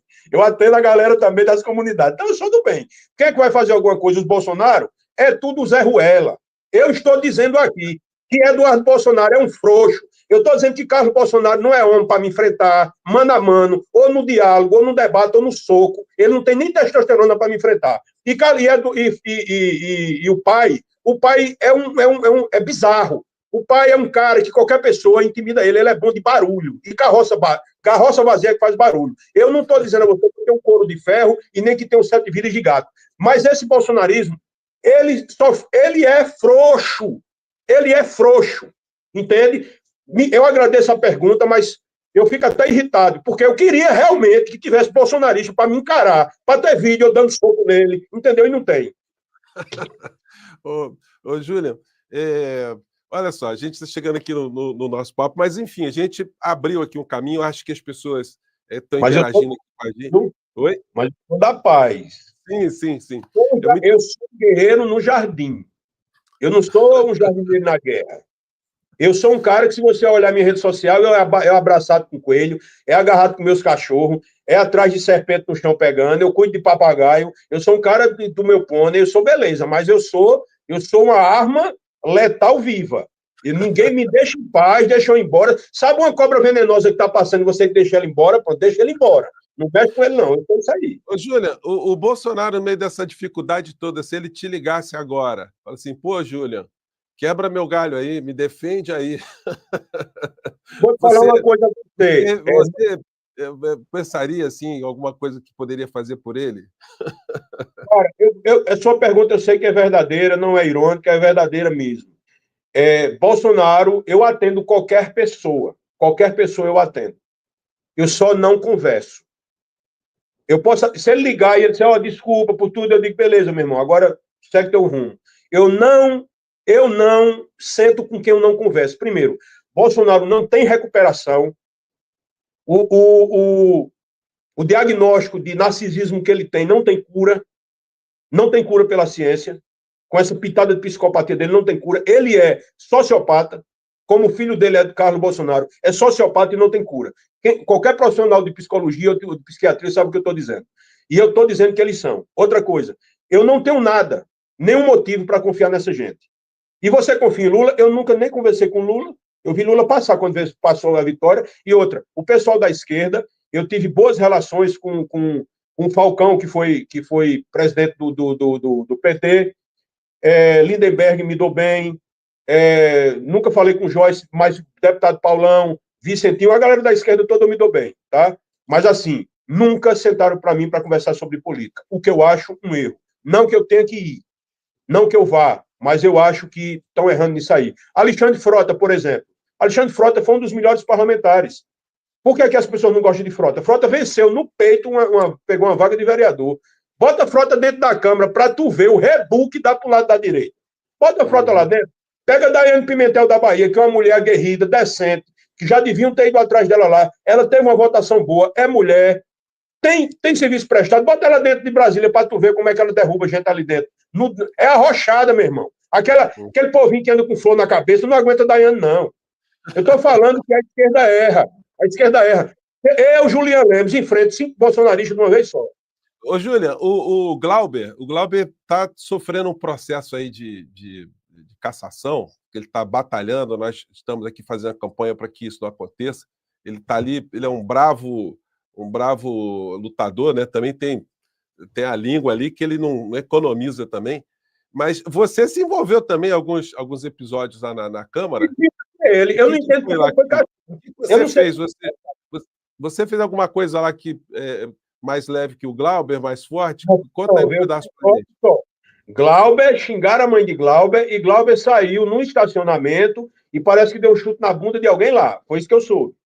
Lá, quando eu entrei, um deputado chamado Expedito veio pegar, ser preconceituoso comigo, dizer que paraibano lá não era assim, não era assado. Eu fui dar uma cabeçada nele dentro do parlamento e queria dar uma surra nele lá. E nunca ninguém fez nada comigo. Eu lamento, porque agora o que foi que aconteceu? É porque eu sou uma pessoa intempestiva? Não. É porque ele estava sendo grosseiro com uma colega deputada e eu tomei as dores dela. Eu perguntei se assim esse ali era daquele jeito. Ela começou a chorar. Eu peguei, desci de novo, que depois falei, ele chegou e veio dar uma de macho comigo, e aonde eu venho, ninguém pega no meu braço, ninguém pega, xinga minha Paraíba, porque eu fico realmente uma pessoa um pouco mais acalorada. Eu sou um cara que eu pratico exercício físico, eu de academia, eu tenho uma testosterona de 1.200, e o cara, para falar comigo, tem que falar com educação. Senão, realmente, brota outro Julião de dentro.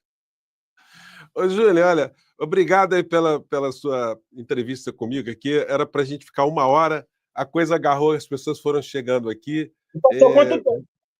Já estamos 1h47. Mas, enfim, olha, o papo super legal. Eu acho que quanto mais espaço a gente tiver assim, para construir pontes, assim, a gente tem que construir. Uma pergunta que veio aqui no final é o seguinte: Júlia, você aceitaria um convite para se filiar ao PT ou PSB? Cara, aí fica muito oferecido, sabe? Na realidade, vocês têm que perguntar o PT ou o PSB. Isso não é porque eu sou um cara, o que me apresenta não é o que eu digo, é a minha postura, é a minha conduta que me apresenta. Qualquer pessoa que observa meu comportamento sabe o que é que eu penso. Então não sou eu dizendo, entendeu? Ninguém vai dizer, tu namoraria com fulana? Não. Entendeu? Eu não namoro com ninguém. Olha, então assim, quero te agradecer imensamente esse papo aí.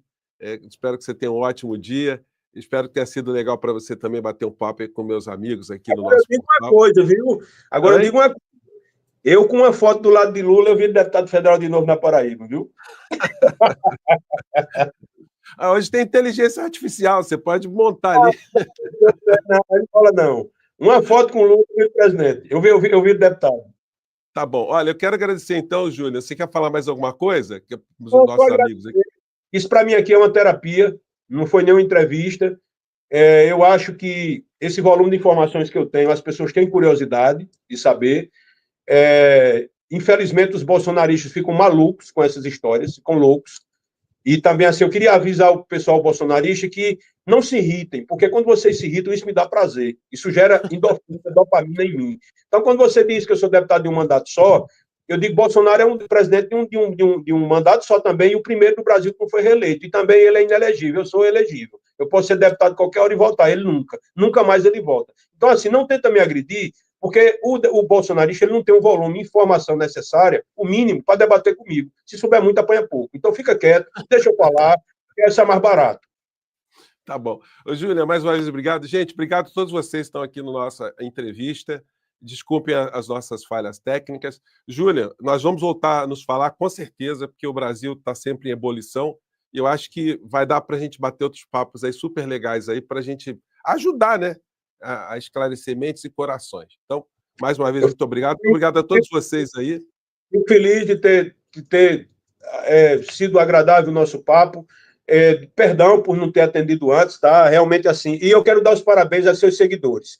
Eles foram os que mais mandaram o seu vídeo para mim, tá? Você tem uma galera altamente fiel, mandava os cortes, você falando, e eu já dizia, cara, eu não vou fazer o quê? Eu não sei nem, eu não tenho um telefone de Fernando, eu não sei.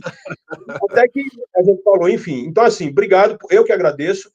Um beijo, um abraço aqui para todos que realmente compreendem que melhor do que ser de direita é ser direito. Eu não estou nem na direita nem na esquerda, eu estou indo para frente. Eu estou devendo a visita à Paraíba, porque os meus avós paternos, eles são de Pombal, né, aí perto de Campina Grande. E tem o meu amigo, o João Antônio, do Clique Política, tem um canal aí muito legal também. Quando eu for aí, a gente vai fazer uma resenha aí, vamos bater um papo aí. Minha propriedade lá comer uma galinha caipira, eu faço para você. Tá legal, gente. Olha, um bom feriado para todos vocês. Júlio, um grande abraço, valeu. E até a próxima, gente. Obrigado, viu? Tchau. Tchau.